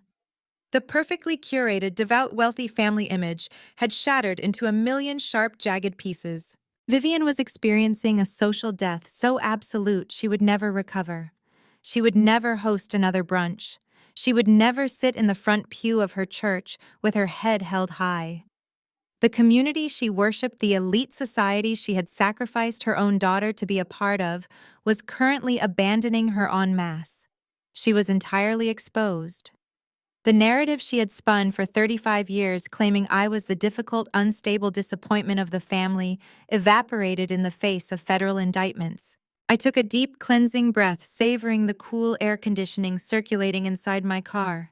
The meticulous offshore financial planning, the tracing of the metadata, the silent endurance of their insults, and the steadfast commitment to my own professional brilliance had all culminated in this precise moment of justice. I reached over to grab my leather bag, preparing to put my car in gear. It was time to finally go collect my son from Tara and start our new life. Then my secondary burner phone rang. The sharp synthetic ringtone cut through the quiet interior of my car, startling me. I stared at the device resting on the passenger seat. I had only given this specific encrypted number to David and my private legal team. No one else possessed the routing digits. I picked it up expecting David to deliver the final confirmation regarding the seizure of the offshore shell accounts. I pressed the green button and accepted the call, holding the device to my ear. Jazz, I need to see Malik. It was Terrence. His voice was completely frantic, lacking any of the smooth, polished arrogance he had displayed in the precinct interrogation room just hours prior. He was breathing heavily, the sound crackling harshly through the cheap speaker of the burner phone. He sounded like a man who was actively running. Please, Terrence begged, his voice cracking with a raw, desperate edge that sent a sudden spike of adrenaline straight through my chest. I am at his school right now. I gripped the steering wheel, the leather groaning under the sudden pressure of my hands. I did not hang up the burner phone immediately. I let the silence stretch across the cellular connection, allowing Terrence to hear his own ragged, panicked breathing echoing back at him. Are you listening to me? Terrence shouted, his voice cracking into a high, desperate register. The bank teller told me a federal hold was placed on my routing numbers. They locked me out of the joint accounts. They locked me out of my personal accounts. I came to the academy to pick up Malik from his weekend robotics workshop, but the security guards will not let me through the lobby doors. They said my physical custody mandate was flagged as fraudulent in the state database. What did you do? I am 5 minutes away, Terrence, I stated, my voice entirely devoid of inflection. Do not move. Do not make a scene. If you frighten my son, I will make sure the federal marshals process you before the sun goes down. I ended the call and tossed the burner phone onto the passenger seat. I slammed my foot on the accelerator, merging aggressively out of the downtown parking structure and tearing onto the streets leading toward Malik's private preparatory academy. My mind was a hyper-focused grid of timelines and legal contingencies. Terrence was a cornered animal. With his bank accounts federally frozen and the ex parte custody order invalidated by the swift intervention of my legal team, he had realized his entire extortion plot was disintegrating. He was trying to physically secure Malik as a final desperate bargaining chip. He was too cowardly to face me empty-handed. I pulled through the wrought iron gates of the elite private academy. The weekend campus was usually a sanctuary of manicured lawns, quiet brick buildings, and hushed privilege. Today, it was the stage for Terrence's absolute unraveling. I parked my sedan haphazardly across 2 visitor spaces near the main administrative building. I stepped out of the car, my heels crunching sharply against the asphalt, and immediately spotted him. Terrence was standing outside the heavy reinforced glass doors of the academy's front office. He was pounding the heel of his hand against the shatterproof glass, shouting incomprehensibly at the terrified administrative assistant locked safely inside. 2 campus security guards were actively flanking him, their hands resting cautiously on their utility belts, ordering him to step back from the entrance. Terrence looked feral. His suit jacket was discarded on the pavement, his silk tie ripped away, and his dress shirt soaked in sweat. He was a man who had built his entire life on the illusion of control, and that illusion had just been violently stripped away. Terrence, I called out, my voice slicing cleanly through the humid afternoon air. He spun around. The wild, frantic energy radiating from him faltered the second he saw me standing in the parking lot. He looked at my custom crimson suit entirely unruffled and the cold, assessing stare I pinned him with. He took a stumbling step away from the glass doors, waving off the security guards who immediately recognized me and relaxed their defensive postures. I gave the head guard a brief acknowledging nod, silently confirming that I had the situation completely contained. Jasmine. Terrence gasped, closing the distance between us, but instinctively stopping 3 feet away, halted by the sheer force of my composure. You have to call the bank. You have to call your lawyers. They are making a mistake. I went to the ATM and the screen said, "Contact federal authorities." I came here to get Malik so we could sit down and talk about this like a family, but they treated me like a criminal. They locked the doors on me. I crossed my arms, looking at the pathetic, sweat-drenched man standing before me. He was still trying to spin the narrative. He was still trying to play the victim, instinctively retreating into the exact same manipulative playbook he had utilized for our entire 10-year marriage. "There is no mistake, Terrence," I said, keeping my tone perfectly conversational. "The federal hold is accurate. The invalidation of your fraudulent custody order is accurate. You conspired with Preston to plant narcotics in my home this morning. You conspired to strip me of my child to gain access to Malik's generational trust fund. You did this to cover Preston's massive embezzlement deficit because you are a financial parasite who hitched your wagon to a sinking ship." Terrence physically recoiled. His eyes widened, his mouth opening and closing as he desperately searched for a lie that could save him. When he realized I possessed every single piece of the puzzle, his face contorted into a mask of righteous indignation. He pointed a trembling finger at my chest. "You forced my hand," he shouted, his voice echoing across the empty parking lot. "You stopped paying my credit cards, Jasmine. You froze me out of the household budget.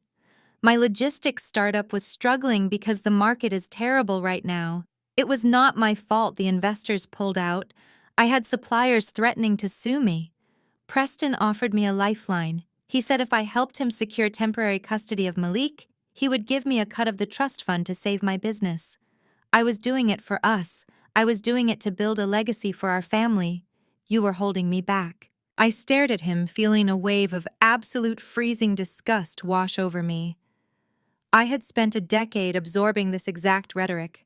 I had spent 10 years working 80-hour weeks, auditing complex corporate ledgers, and building my own patented financial algorithms just to keep our household afloat.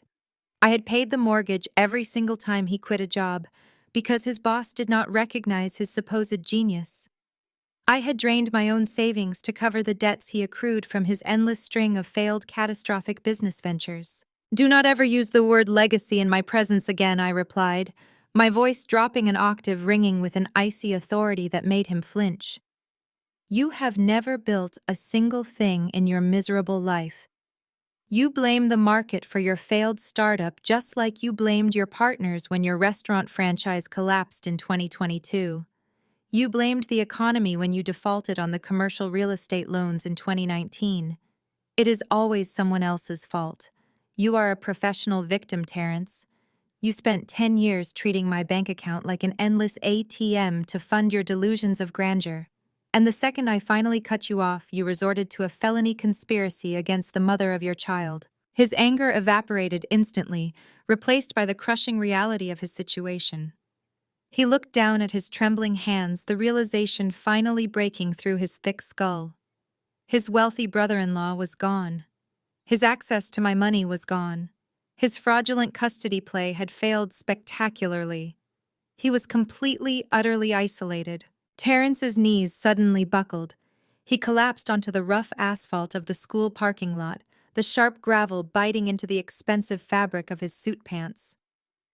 He let out a loud, pathetic sob, burying his face in his hands. It was a spectacular display of manufactured grief. He was weeping not out of remorse for what he had done to me, but out of pure terror for the consequences he was about to face. "We can fix this, Jazz," Terrence wailed, looking up at me from the ground. Tears and sweat streamed down his face, completely ruining his carefully groomed appearance. "Please, I am begging you. We can go back to counseling. I will drop the divorce. I will do whatever you want. It was not even my idea. It was your mother." He grasped desperately at the air, trying to deflect the blame onto anyone else. "Vivian made me do it!" he cried, his voice cracking into a high, hysterical pitch. "Vivian knew I was broke. She called me. She told me Preston was in trouble with the firm's trust accounts. She orchestrated the entire thing. She said if I called the police on you and took Malik, the family court would immediately grant me access to the $500,000 trust. She manipulated me, Jasmine. I was just trying to provide for us. I was trying to be the man you wanted me to be. Please do not take my son away from me. Do not let the federal agents arrest me." I looked down at the man kneeling on the asphalt. I did not reach out to help him up. I did not offer a single word of comfort. I felt nothing but a profound, liberating emptiness where my affection for him used to reside.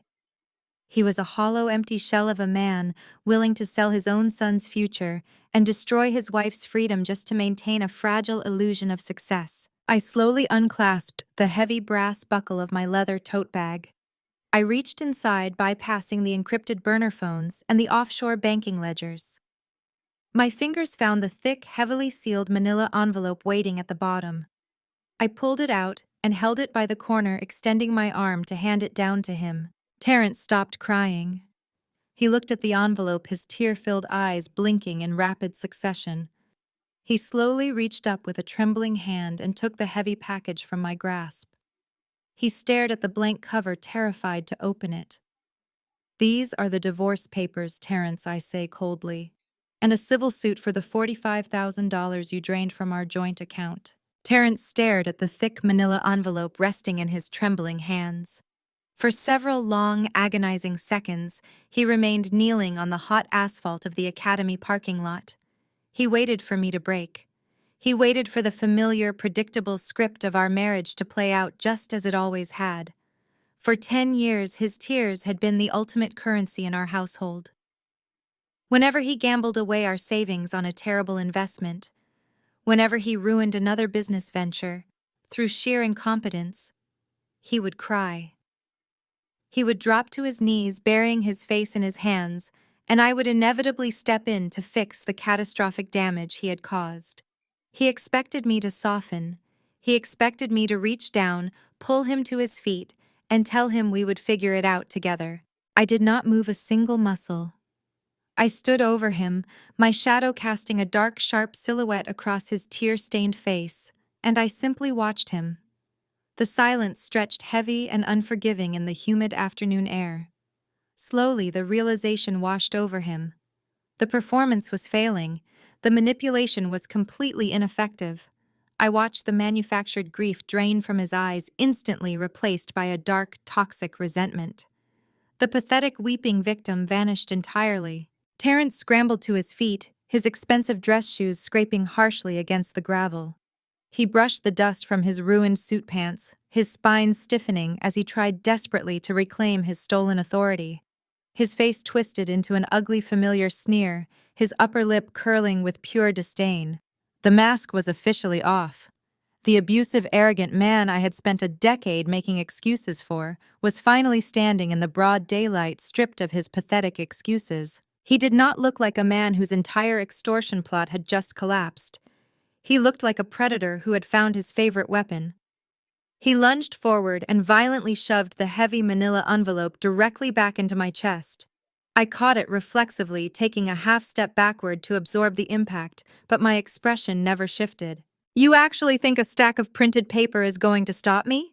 Terrence spat, his voice dropping into a vicious, menacing register that vibrated with hostility. "You think you can just hand me a lawsuit and walk away from this marriage with my son? You are out of your mind, Jasmine."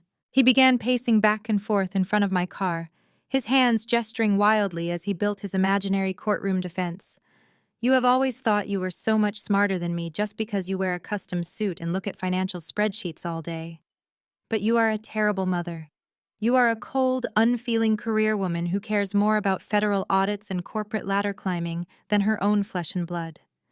That is the exact narrative I am going to paint in family court. I watched him rant, feeling the ghost of 1,000 past arguments wash over me. For 10 years, I had absorbed this exact rhetoric. Terrence had weaponized my ambition, twisting my grueling 80-hour work weeks into a profound moral failing. Whenever his businesses went under, it was never his lack of discipline. It was because I did not support him enough. Whenever he failed to pay the electric bill, it was my fault for emasculating him by earning a higher salary. He had used my necessary absence as a bludgeon, painting himself as the devoted, neglected patriarch, while I slaved away to keep a roof over our heads. He always played the victim, and now he was planning to take that act to a judge. "I am going to stand in front of a magistrate and detail every single bedtime you missed, because you were stuck at the office." Terrence roared, his face turning a blotchy red as his confidence artificially inflated. "I am going to pull your timesheets. I am going to subpoena your firm. I will show the court exactly how many weekends you spent locked in your home office building your little algorithms while I was the one actually raising Malik. You hired a nanny because you could not be bothered to be a real mother. He stopped pacing and pointed a trembling finger directly at my face. I will drag your name through the absolute thickest mud in the Georgia family court system. I will make you look like a sterile, heartless corporate machine. No judge in this state will give you full physical custody once I am finished testifying. They will look at your insane working hours, they will look at my devotion, and they will hand Malik directly to me. Terrence took a deep breath, his chest puffing out as he delivered what he believed to be his final crushing blow. And once I have primary custody, the trust fund automatically activates. But I am not stopping there, Jas. Not after this stunt today. You want to sue me for $45,000? Fine. I will countersue for spousal support. I will demand half of everything you own. And I know about the offshore money, Jasmine. Kendra told me everything. I know about your hidden accounts and your patented royalties. I will hire a forensic accountant of my own to rip through your secret safety nets. I will take Malik, I will take the house, and I will take every single dime of that offshore money you think you have hidden away. I will bleed you completely dry until you are the one begging on your knees. He stood there breathing heavily, looking incredibly proud of his legal strategy. He truly believed he had backed me into an unwinnable corner, wielding the family court system like an executioner's axe. He thought his sheer audacity would finally break my composure. I looked at him. I did not feel a shred of anger. I did not feel the familiar suffocating guilt he had spent a decade conditioning me to feel. I felt nothing but a cool, refreshing wave of absolute finality. I slowly lowered the manila envelope, letting my arm rest casually at my side. I turned my back to him entirely and walked the 2 short steps to the driver's side door of my sedan. I reached out and pressed my thumb against the handle. The car unlocked with a sharp electronic beep that echoed loudly in the quiet parking lot. I opened the heavy door, resting my hand on the top frame, and finally turned back to look at the man who had just threatened to ruin my existence. "You can try," I said softly, my voice perfectly level and entirely unbothered. The utter lack of fear in my tone made Terrence freeze. His triumphant sneer faltered, replaced by a sudden creeping confusion. He had fired his best shot, and I had barely blinked. "But before you file those ridiculous countersuits, you should probably check your email, Terrence." I watched his eyes narrow in suspicion. He instinctively reached into his tailored slacks, his fingers grazing his smartphone, but he did not pull it out. He kept his eyes locked on mine, waiting for the trap to spring. "You see, when Vivian dropped off that bag of narcotics at my house this morning, she made a very critical error," I explained, leaning casually against the open door of my car. "Vivian is incredibly arrogant, but she is also fiercely dedicated to her own self-preservation. She wore leather driving gloves when she placed the bag under my bathroom sink. She wiped down the plastic seal. She ensured there was absolutely no physical evidence tying her directly to the contraband. She is a woman who has spent 35 years hiding her dirty work behind a pristine facade." I paused, letting the silence stretch out, watching the color slowly begin to drain from Terrence's face. "But you are not careful, Terrence," I continued, my voice dropping to a lethal, precise whisper. "You have always been spectacularly sloppy. You could not even manage a simple logistics startup without running it into the ground. What made you think you could successfully execute a felony narcotics frame-up? You were the one who sourced the drugs. You were the one who handled the glass pipe before handing the package off to my mother to plant." Terrence swallowed hard, his Adam's apple bobbing sharply. "When I called the police this morning, I did not just hand over the bag of drugs to the responding officers. I handed over a pristine, uncontaminated chain of custody. The local precinct just finished dusting the evidence. Your fingerprints are all over the glass pipe, Terrence. The forensic match was confirmed exactly 20 minutes ago." I saw his chest completely stop moving. He was no longer breathing. The phone in his pocket suddenly vibrated, a harsh buzzing sound that made him physically jump. The automated email notification from the local precinct had just hit his inbox, alerting his legal counsel of the pending charges. "There is a felony warrant out for your arrest right now," I stated, my voice carrying the absolute crushing weight of a judge reading a final sentence. Terrence spun around, his eyes wide with a blind, animalistic panic. He looked toward the wrought iron gates of the academy, desperate to find an exit, desperate to run, just as he always had. But he was entirely too late. The heavy roar of high-performance engines shattered the quiet afternoon.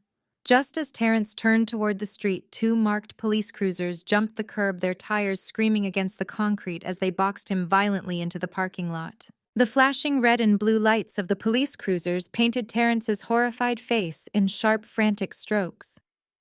I did not stay to watch the officers push him against the hood of the car. I did not stay to hear him read his Miranda rights, nor did I linger to listen to his desperate, pathetic screams echoing across the private academy's pristine parking lot. I simply put my sedan in drive, rolled up my window to block out the noise, and merged back onto the main road. He had spent 10 years building his own customized cage. I had merely handed the authorities the padlock. 2 weeks passed. The fallout from that Sunday was a seismic event that fractured the very bedrock of Atlanta's elite circles. Preston was out on a highly restrictive federal bail, his passports confiscated, his bank accounts frozen, and his law license indefinitely suspended, pending a massive criminal trial. He was currently confined to his home, drowning in the reality that he was facing decades in a federal penitentiary. Terrence, meanwhile, was sitting in a county holding cell. The magistrate had set an astronomically high bond for the felony narcotics conspiracy, a bond Terrence could not afford because I had legally and surgically severed his access to every single dime of our marital funds. Kendra was locked inside her sprawling estate, dodging process servers and ignoring the relentless knocking of local reporters. Yet amidst the absolute smoking ruins of her family's criminal conspiracy, Vivian operated in a state of sheer, terrifying denial. In my mother's mind, reality was entirely pliable as long as you threw enough imported silk and expensive champagne at it. She truly believed that social dominance could cure legal catastrophe. Tonight was her annual Women of Excellence charity gala. It was a highly publicized, incredibly opulent event, held in the grand ballroom of the Beaumont, one of downtown Atlanta's most historic and exclusive luxury hotels. Vivian had chaired the committee for a decade. Any rational human being whose son-in-law was facing federal embezzlement charges, and whose other son-in-law was in jail for planting narcotics, would step down. They would issue a polite statement citing personal family matters and retreat into the shadows to handle the crisis. Vivian doubled down. She refused to cancel. She refused to step back. She believed that if she forced the city's political and social elite to eat her catered caviar bid on her curated silent auction items and applaud her philanthropic efforts, the ugly truths plastered across the local news networks would simply vanish into the ether. I sat in the quiet, climate-controlled sanctuary of my home office, leaning back in my ergonomic leather chair. The surface of my mahogany desk was clean, save for my encrypted smartphone and a steaming cup of black coffee. My large, curved monitor was split perfectly down the middle. On the left side of the screen, endless rows of complex financial data, property deeds, and corporate routing numbers scrolled silently. On the right side of the screen, I was watching the high-definition live stream of the gala preparations, broadcast directly from the Beaumont's grand ballroom. Vivian had spared absolutely no expense to overcompensate for the scandals. The ballroom was draped in yards of cascading white orchids and shimmering gold fabric. Waiters in crisp tuxedos were already setting up towering champagne pyramids. And through the grapevine of event planners and private security contractors, I knew exactly what Vivian had done to ensure her night went flawlessly. She had explicitly banned me from the venue. She had printed a high-resolution photograph of my face and distributed it to the private security guards stationed at every entrance loading dock and service elevator. She had categorized her own daughter as a hostile threat to be removed on sight. But the ban was not her only weapon. She was actively utilizing the gala's pre-event networking to aggressively control the narrative. I watched the live feed as she glided gracefully between tables of wealthy donors and early arrivals wearing a dazzling custom-beaded sapphire gown. She was playing the role of the tragically betrayed, deeply faithful matriarch to absolute perfection. I turned up the volume on the live feed, listening intently as she leaned close to a local news anchor who was covering the red carpet arrivals.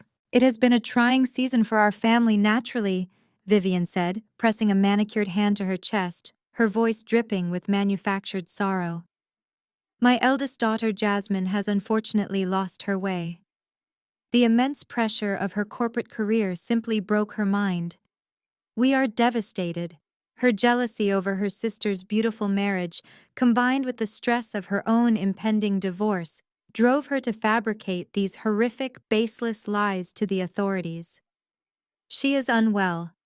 We are praying for her recovery, but tonight is about focusing on the positive, on the women who build our community up rather than tear it down."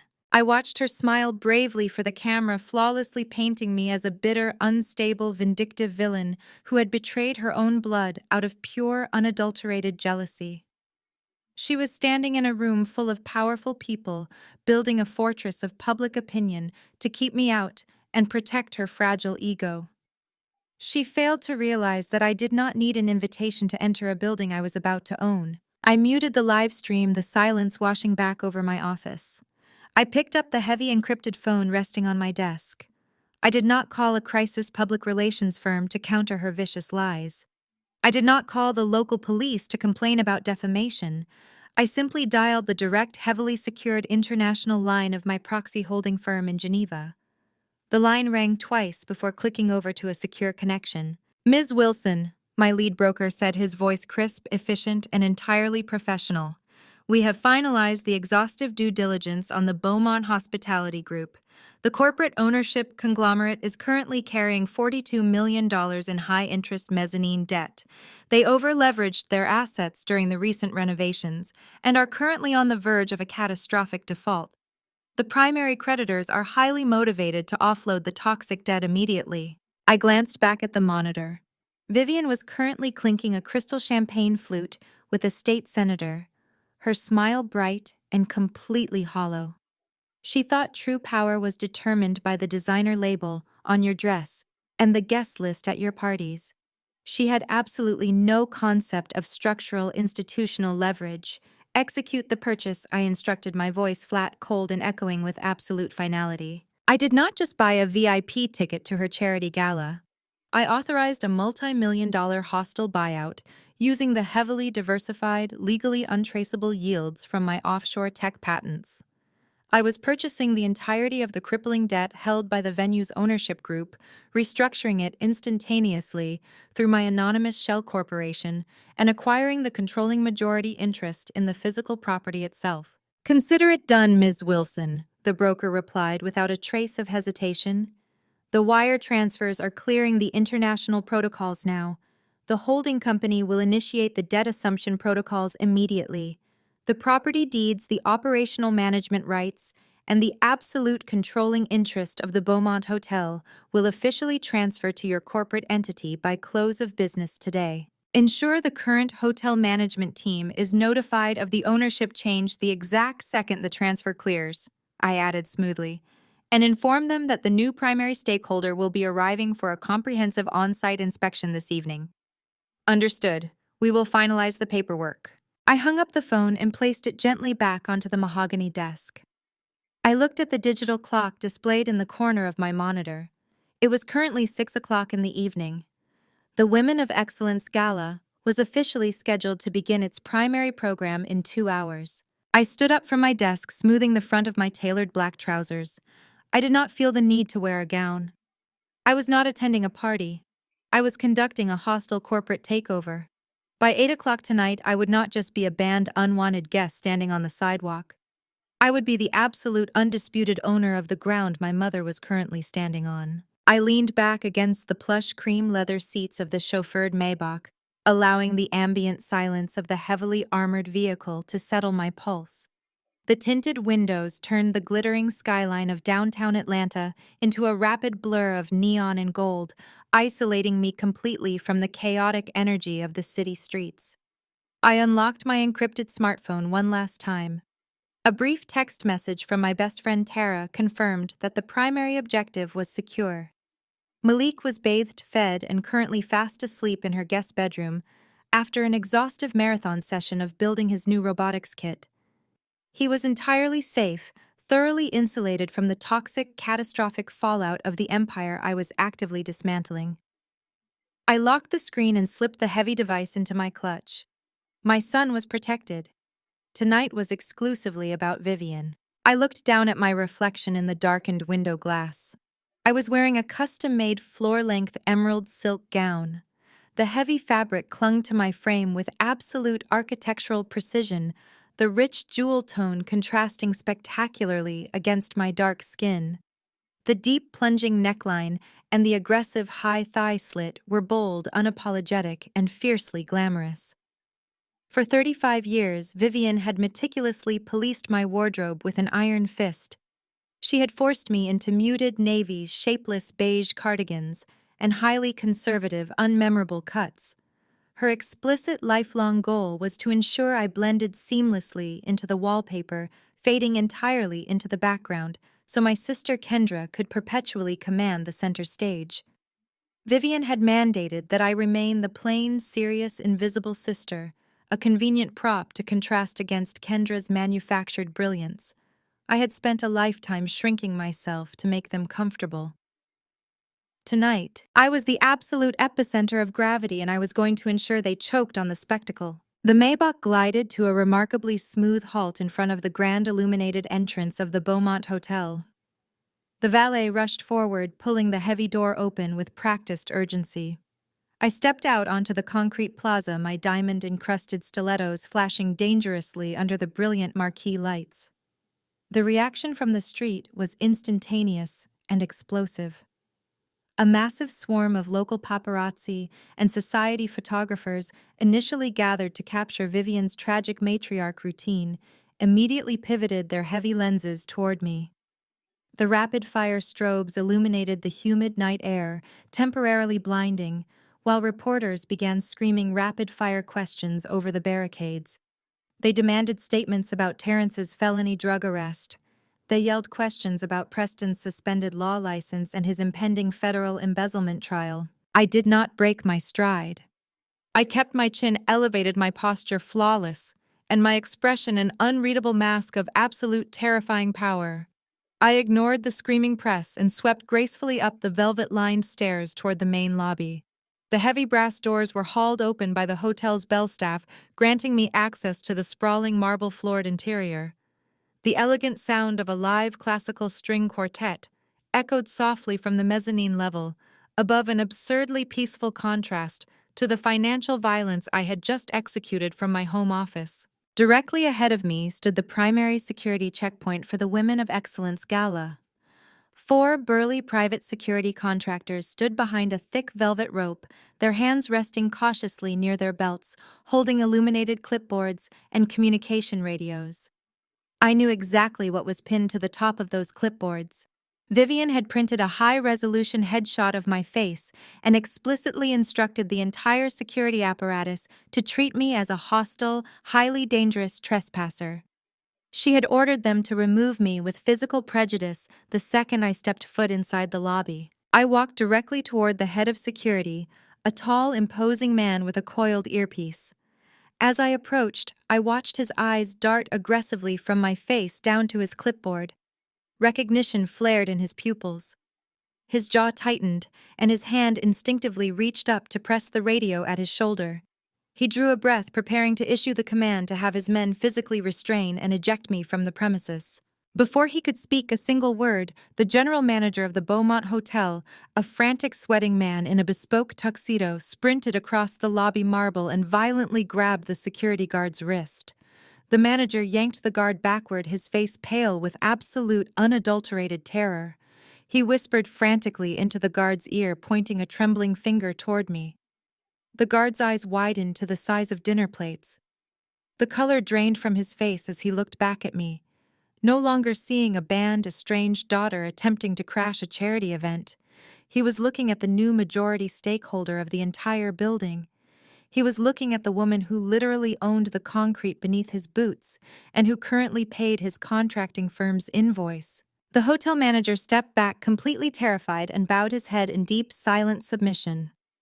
The security guard swallowed hard, his hands shaking slightly as he unclipped the velvet rope and stepped entirely out of my way, clearing the path with rapid urgency.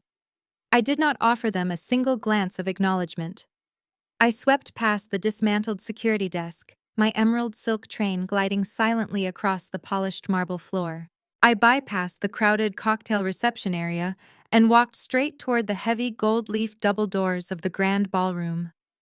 I placed my hands flat against the wood and pushed them open. The sheer overwhelming scale of Vivian's desperate overcompensation hit me immediately.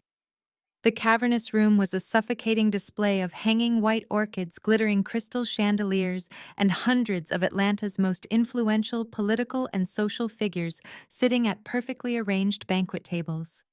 Waiters moved silently through the aisles, pouring vintage champagne into expensive crystal flutes. And there, standing under a massive blinding spotlight on the main stage, was my mother. Vivian was wearing a heavily beaded sapphire gown, gripping the podium microphone with both hands to steady her dramatic performance. Her face was projected in high definition onto two massive digital screens flanking the stage. She was mid-monologue, her voice trembling with perfectly calibrated manufactured sorrow. "We are gathered tonight to celebrate resilience and sisterhood," Vivian told the captivated, silent crowd, delicately dabbing the corner of her eye with a lace handkerchief. But resilience is often born from profound personal tragedy. Our family is currently navigating a dark, incredibly difficult season. We are under spiritual attack by a troubled, estranged daughter. A collective murmur of sympathetic gasps rippled through the wealthy audience. Vivian absorbed the pity feeding on the room's energy to fuel her lies. "She has chosen a path of vindictive destruction," Vivian continued, her voice breaking beautifully for the cameras. "She has turned her back on the very family that nurtured her, fabricating terrible falsehoods to hide her own personal failings. We pray for her shattered mind every single day, but tonight we must focus on the light." I stood at the back of the room, hidden briefly in the deep shadows of the heavy entrance archway, listening to her publicly assassinate my character to save her own skin.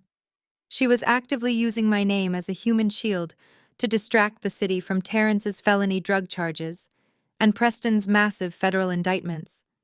She was selling a brilliant, ruthless story of a heartbroken mother suffering at the hands of a sociopathic, jealous child. I stepped out of the shadows and began walking straight down the center aisle. The plush carpet absorbed the sound of my heels, but the visual impact of the vibrant emerald gown cutting through the sea of black tuxedos was impossible to ignore. I moved with the slow, deliberate, and terrifying grace of a predator who had already locked the doors from the inside. Heads began to turn. Conversations at the tables closest to the center aisle died instantly. The wealthy guests recognized the woman Vivian was currently weeping about, standing right in their midst, looking fiercely composed, devastatingly wealthy, and entirely unapologetic. I kept my eyes locked entirely on the stage, then Kendra spotted me. My sister was sitting at the primary VIP table, located directly at the foot of the stage, surrounded by local politicians and elite socialites. She had a glass of expensive champagne, lifted halfway to her lips, nodding along sympathetically to our mother's speech. When her eyes shifted and landed on my emerald gown, the color completely vanished from her perfectly contoured face. Her hand spasmed violently. The crystal champagne flute slipped from her paralyzed fingers, shattering loudly against the pristine white tablecloth. The sharp, explosive sound of breaking glass echoed harshly through the front half of the ballroom, drawing Vivian's attention away from her teleprompter. Kendra ignored the spilled wine soaking rapidly into her expensive designer dress. She leapt from her chair, her eyes wide with frantic, uncontainable panic, and began aggressively waving her arms at the two massive stage security guards stationed at the base of the stairs. She pointed a trembling finger directly at my chest, frantically mouthing the words to throw me out immediately. The two large guards, who were hired privately by Vivian's specific event committee and were entirely unaware of the massive corporate ownership transfer that had occurred hours prior, immediately stepped off the stage perimeter. They cracked their knuckles and began marching aggressively down the center aisle toward me. Their faces were set in grim, authoritative lines, their heavy hands reaching out to physically restrain my arms and drag me out of the ballroom in front of the entire city. I did not flinch. I did not break my stride. I did not even look at the two men barreling toward me. I kept my gaze locked dead center on my mother's terrified pale face projected on the digital screens. I casually raised my right hand, lifting two fingers into the air. It was the precise signal I had established with the head event coordinator I had personally briefed via encrypted email just 10 minutes ago, who is currently sitting inside the elevated glass-enclosed sound booth at the back of the room. The sweeping orchestral music cut out instantly. The bright, flattering stage spotlights snapped off with a loud mechanical thud.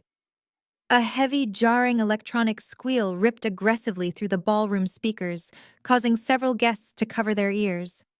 Then the entire lighting rig shifted, turning the stage a harsh, unforgiving, blinding shade of crimson red. Vivian tapped her microphone frantically, her mouth moving rapidly as she tried desperately to maintain her tearful monologue, but the audio feed was completely dead. The silence that descended upon the grand ballroom was not just quiet, it was a physical, suffocating weight. The sudden absence of the sweeping orchestral music and the harsh shift to the crimson emergency lighting completely shattered the carefully curated illusion of the evening. The hundreds of influential guests, politicians, and socialites sat frozen in their gilded chairs, their expensive champagne flutes suspended in midair. They stared at the stage in absolute shock. I did not stop walking. I took my next step, the sharp, deliberate click of my diamond-encrusted stiletto, ringing out like a gunshot in the cavernous room. The heavy emerald silk of my custom gown brushed against the edges of the pristine white tablecloths as I moved with unhurried, predatory grace down the center aisle. The murmurs of Atlanta's elite died down entirely. The sea of wealthy donors parted instinctively, pulling their chairs forward to clear my path, their eyes tracking my every movement. I recognized the faces staring back at me. There was Senator Hayes sitting 3 tables away, a man Vivian had shamelessly lobbied and flattered for 6 consecutive months just to secure his attendance tonight. There was Judge Carmichael, a prominent figure on the state appellate bench, looking entirely bewildered. There were the wives of the city's top real estate developers, the philanthropic board members, and the charity executives.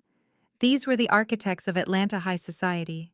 These were the exact people Vivian catered to her entire life. They were the ultimate judges of her worth. For 35 years she had sacrificed my childhood, my self-esteem, and my autonomy simply to secure a precarious seat at their table. She had spent decades forcing me to shrink, to hide my brilliance, and to absorb the role of the troubled, difficult child so she could play the saintly, suffering matriarch in front of this specific audience. Tonight, I was going to tear off her mask in front of every single one of them. I reached the base of the carpeted stairs leading up to the main platform. The 2 massive private security guards who had previously marched down the aisle to remove me were now standing awkwardly to the side, their hands clasped firmly behind their backs. They kept their heads bowed, refusing to make eye contact with the furious woman on stage. Their manager had relayed the ownership transfer through their earpieces. They knew exactly who wrote their paychecks now. I ascended the stairs. Vivian was frantically tapping her dead microphone against the acrylic podium. The dull, hollow thuds echoed uselessly into the silent room. She looked down at me as I crested the final step. The manufactured sorrow had completely vanished from her face. Her meticulously applied makeup suddenly looked incredibly harsh and brittle. Sweat was breaking through her expensive foundation, and her hands were visibly trembling. She shrank back instinctively as I approached, her knuckles turning white as she gripped the edges of the podium to keep her balance. I stepped up to the acrylic stand. I did not shove her. I simply moved into her physical space with an immovable, dominant presence that forced her to step aside. She stumbled sideways, her sapphire gown catching awkwardly under her heel. I reached down to the lower shelf of the podium and retrieved the hardwired emergency backup microphone. I flipped the heavy switch at the base. A sharp burst of static crackled through the pristine surround sound speakers before settling into a low, powerful hum. "Security won't be removing me, Vivian," I say, my voice ringing clear, cold, and entirely authoritative through the massive ballroom. A collective sharp intake of breath swept through the crowd. Vivian's mouth opened and closed silently, her eyes darting frantically toward the back of the room, searching for the event staff, searching for anyone to save her. No one moved. Because as of 9 a.m. this morning, my LLC purchased the debt on this venue. I state, turning my gaze out toward the hundreds of stunned faces before looking directly back at my mother. I own this building. The statement dropped like an anvil. Several guests at the front tables physically recoiled. Judge Carmichael lowered his glasses, staring intently at the stage. I own the catering company you haven't paid in 3 months. I continue turning the knife with surgical precision. And most importantly, I own the microphone. Oh. Vivian let out a strangled, breathless gasp. The absolute destruction of her social standing was happening in real-time broadcast across the massive digital screens flanking the stage. The elite crowd she had spent her entire life worshipping was now listening to the undeniable, humiliating truth of her financial insolvency. The expensive caviar they were eating, the vintage champagne they were drinking, the very chairs they were sitting on, it was all funded by unpaid invoices and crippling corporate debt that I now controlled entirely. She had stood on my stage and called me a broken, jealous failure. Down on the floor, Kendra was completely unraveling. She had abandoned her seat at the VIP table, her expensive designer dress stained with the champagne she had dropped. She was screaming frantically at the local politicians, sitting beside her, demanding they intervene, demanding they call the police. But no one moved to help her.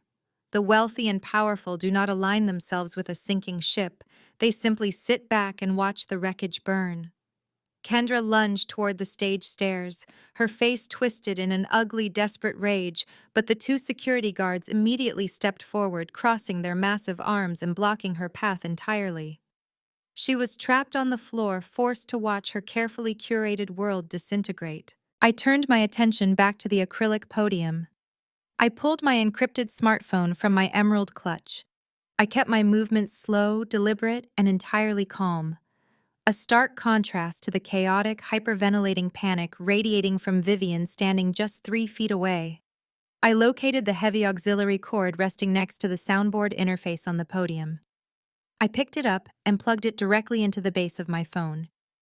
A green connection light flared on the audio interface panel. I looked out at the silent, suffocatingly tense ballroom. "Let's talk about excellence, shall we?" I say softly, my voice laced with a lethal, razor-sharp edge. I unlocked my screen, navigated directly to the audio file I had extracted from the hidden security cameras in my home, and pressed play. The pristine, high-definition audio cut through the ballroom speakers with devastating clarity. It did not sound muffled or distorted. It sounded exactly as if Vivian and Kendra were standing at the podium, speaking directly into the microphone. I watched the crowd's reaction as Kendra's shrill, arrogant voice echoed off the gold-leafed walls. "You just need to make sure the bag is shoved all the way to the back of the cabinet," Kendra's recorded voice instructed, dripping with malicious excitement. "Terrence already wiped the glass pipe, so his prints are gone. Once the narcotics are under her sink, Terrence makes the anonymous tip to the precinct. Jasmine gets arrested for possession, the family court pulls her custody rights immediately, and Terrence gets direct administrative access to Malik's $500,000 trust fund by Monday morning." A wave of absolute horrified revulsion swept through the gala. Senator Hayes dropped his napkin, staring at the stage with open, unadulterated disgust. The wives of the real estate moguls covered their mouths in shock. This was not a rumor. This was not a piece of quiet, easily deniable society gossip. This was a recorded, explicit confession of a felony conspiracy to frame a mother and steal from a child. The audio continued, transitioning seamlessly to Vivian's unmistakable, haughty tone. "Make sure Terrence transfers my cut of the trust to the catering vendor immediately," Vivian's voice commanded through the speakers, cementing her absolute guilt. "I will not suffer the embarrassment of a cancelled gala just because Preston lacks the spine to manage his firm's ledgers. Jasmine has always been a stubborn, ungrateful, difficult burden. It is about time her precious career served a genuine purpose for this family." I reached down and paused the audio. The silence that followed was completely deafening. The illusion was dead. The pristine holy image of the deeply devoted matriarch leading her family through a spiritual attack was permanently shattered, replaced by the ugly, undeniable reality of a desperate broke woman willing to frame her own daughter for a felony just to pay for a charity dinner. I looked at Vivian. She was staring out at the crowd, her mouth hanging open, her eyes darting frantically from table to table. She was waiting for someone, anyone, to offer a word of support, to offer a shred of sympathy. But the audience looked back at her with nothing but cold, clinical contempt. The people she worshipped had just heard her explicitly confess to a monstrous crime. Her social execution was absolute. I unplugged my phone, slipping the device back into my clutch. I stepped away from the microphone, leaving Vivian standing paralyzed in the harsh red light of the stage entirely alone, as the distant sound of police sirens began to wail loudly from the downtown streets outside the hotel. The pristine, high-definition audio recording of Vivian and Kendra conspiring to commit a felony hung in the air for a fraction of a second before the sheer magnitude of the revelation registered with the crowd. Then the grand ballroom of the Beaumont Hotel absolutely erupted. The hushed, suffocating silence violently shattered into a chaotic symphony of gasps, furious whispers, and outright shouts of disbelief. This was not a vague rumor circulated over mimosas at a country club. This was an undeniable, explicit confession broadcast directly into the ears of hundreds of Atlanta's most influential political and social figures. I stood behind the acrylic podium, my posture perfectly rigid, and watched the devastating social execution unfold in real time. Senator Hayes, the man Vivian had relentlessly lobbied and flattered for 6 consecutive months just to secure his presence at her VIP table, physically stood up. He did not look toward the stage. He simply turned his back, signaling to his security detail that he was leaving immediately. It was a clear, brutal gesture of political excommunication. The society matron's women who had happily sipped imported tea in Vivian's parlor just weeks ago now covered their mouths in performative horror. Their eyes were wide, glittering with the absolute thrill of witnessing a spectacular, ruinous downfall. The people Vivian had catered to her entire life, the exact audience she worshipped, as the ultimate judges of her worth, were currently looking at her with undisguised disgust. On stage, Vivian physically crumbled under the weight of their collective contempt. Her knees completely gave out. She collapsed heavily into a velvet-upholstered chair positioned just behind the podium. Her meticulously applied makeup looked incredibly harsh and brittle under the unforgiving red emergency lighting. She threw her manicured hands over her face, attempting to hide from the hundreds of accusing eyes staring up at her. She was whimpering a high, panicked sound that was entirely lost in the rising volume of the ballroom. Suddenly, a violent commotion erupted near the front row of the banquet tables. Preston was charging toward the stage. He had been sitting near Kendra, out on his astronomically high federal bail, an electronic monitoring ankle bracelet strapped securely beneath his tailored trousers. He had just heard the audio. He realized instantly that the recording not only implicated Vivian and Kendra in a narcotics frame-up, but it completely destroyed whatever fragile legal leverage he thought he possessed. Preston was a man who relied exclusively on physical intimidation to get his way when his legal maneuvering failed him. He used his massive size to bully opposing counsel, terrify witnesses, and dominate boardrooms. He had absolutely no power here, but his sheer hubris drove him forward. He let out a guttural, furious roar, his face turning a dark, dangerous shade of crimson. He leaped onto the first step of the stage, his heavy dress shoes pounding against the wood.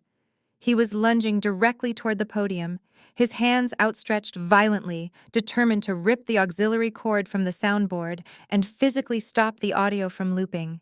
He did not even make it to the second step. The 2 massive private security guards, the men who had marched down the center aisle just moments ago with orders from Vivian to throw me out, instantly pivoted. Their panicked manager had relayed the corporate ownership transfer through their earpieces. They knew exactly who owned the building. They knew exactly whose signature was on their contracting firm's master invoice. They moved with brutal, terrifying efficiency. The guards intercepted Preston mid-charge, hitting his massive frame like twin freight trains. They grabbed him by the lapels of his expensive tuxedo and slammed him violently against the paneled wall of the stage perimeter. The physical impact was loud and incredibly satisfying. Preston grunted in pain, his face smashed against the decorative woodwork. "Get your hands off me!" Preston roared, spit flying from his lips as he thrashed against their grip. "Do you know who I am?" The guards did not care who he was. One guard drove a heavy knee into the back of Preston's thigh, forcing him to buckle, while the other wrenched Preston's arms aggressively behind his back.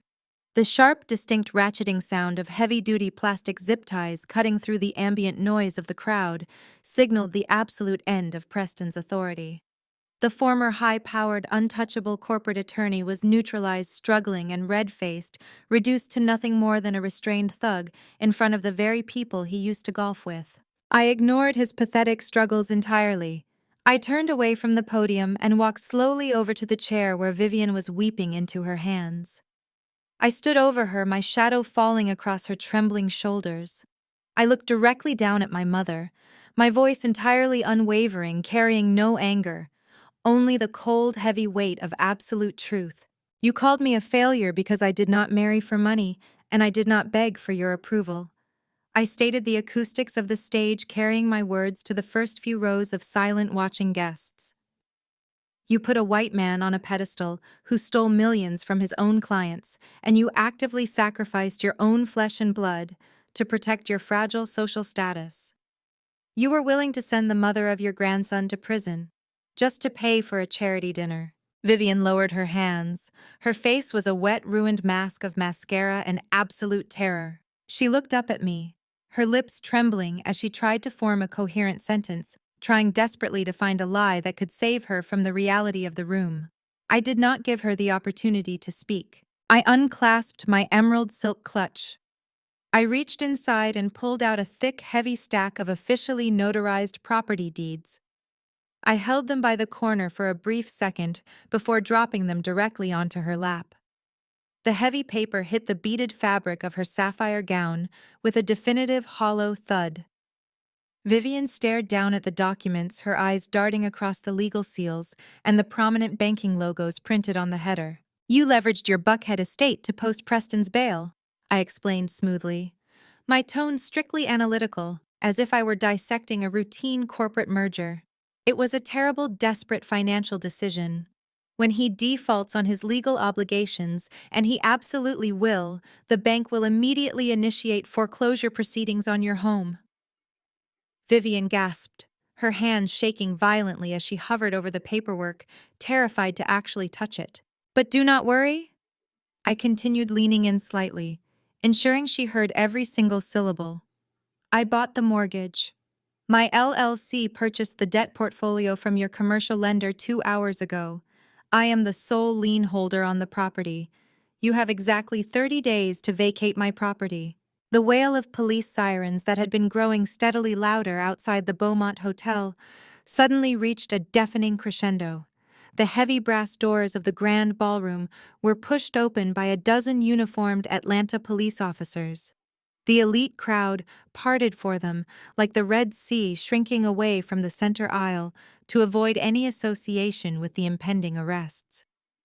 The officers marched directly toward the VIP table to apprehend Kendra, who was sobbing hysterically onto the ruined tablecloth, and toward the stage to collect Vivian. I turned my back on the stage, the flashing red and blue lights reflecting off the crystal chandeliers above. They had spent decades trying to write me out of their story. Now they had no story left. 6 months later, the dust from the catastrophic collapse of Vivian's carefully curated empire had finally settled into a hard, permanent reality. The immediate aftermath of the gala was a total scorched earth devastation for my antagonists. The viral footage of Vivian being led out of her own charity event in handcuffs, combined with the leaked audio of her felony conspiracy, rendered her and Kendra entirely socially radioactive. The prominent figures they had spent their lives flattering immediately severed all ties. They were banned from their country clubs, expelled from their philanthropic committees, and shunned by the very people they had bankrupted themselves trying to impress. The justice system processed their hubris with methodical cruelty. Preston's federal embezzlement trial was a brief, spectacular media circus that ended in an absolute conviction. Stripped of his arrogance and his legal maneuvers, he was nothing more than a common thief.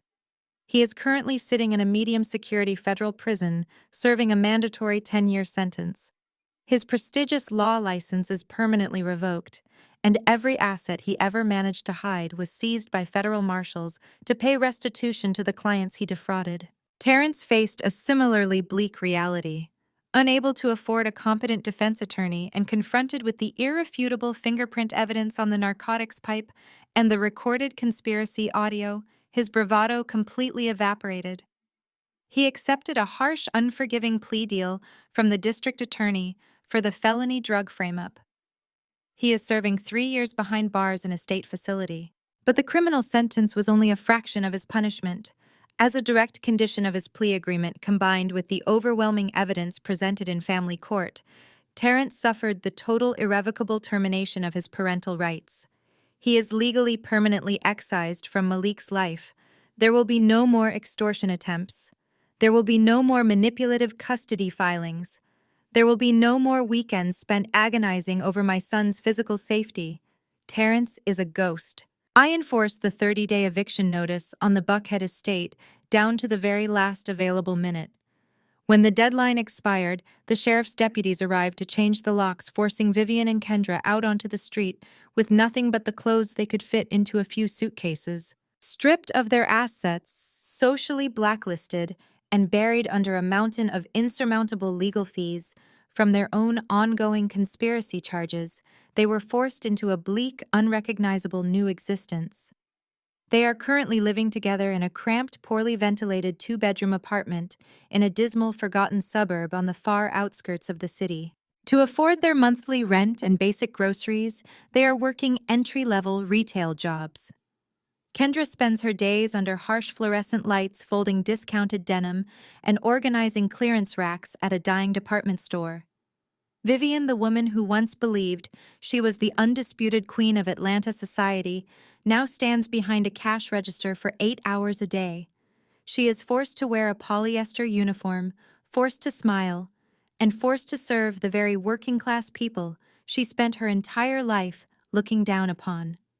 The poetic justice of their daily routine is absolute, and I do not lose a single second of sleep over their misery. I sat back, sinking comfortably into the plush cushions of the outdoor furniture on the sprawling wraparound cedar porch of my new estate.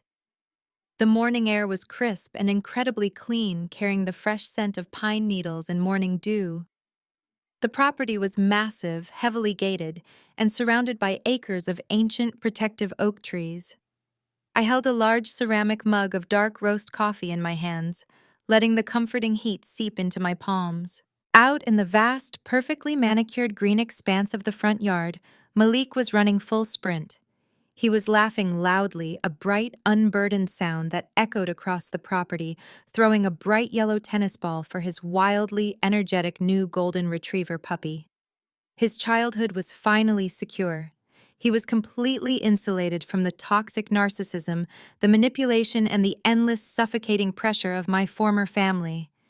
He was just a boy playing in the sun exactly as he was meant to be. My financial auditing firm had tripled in size over the last 2 quarters.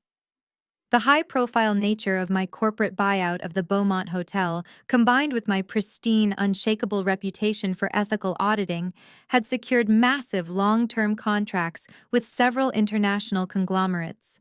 My wealth, heavily guarded and diversified entirely legal offshore holding accounts and domestic trusts, guaranteed generational security for my son and his future children. I took a slow, deep sip of my coffee, savoring the rich, complex flavor. I looked out over the rolling green hills of my property, watching the morning light catch the leaves of the oak trees. For the first time in my 35 years on this earth, the air I breathed belonged entirely to me. It was not filtered through Vivian's expectations or tainted by Terrence's resentment. I was no longer an invisible prop in someone else's play. I didn't just survive the terrible consuming fire they set for me. I used the flames to forge my crown. The most profound lesson from this story is that your worth is never defined by those who are committed to misunderstanding and diminishing you.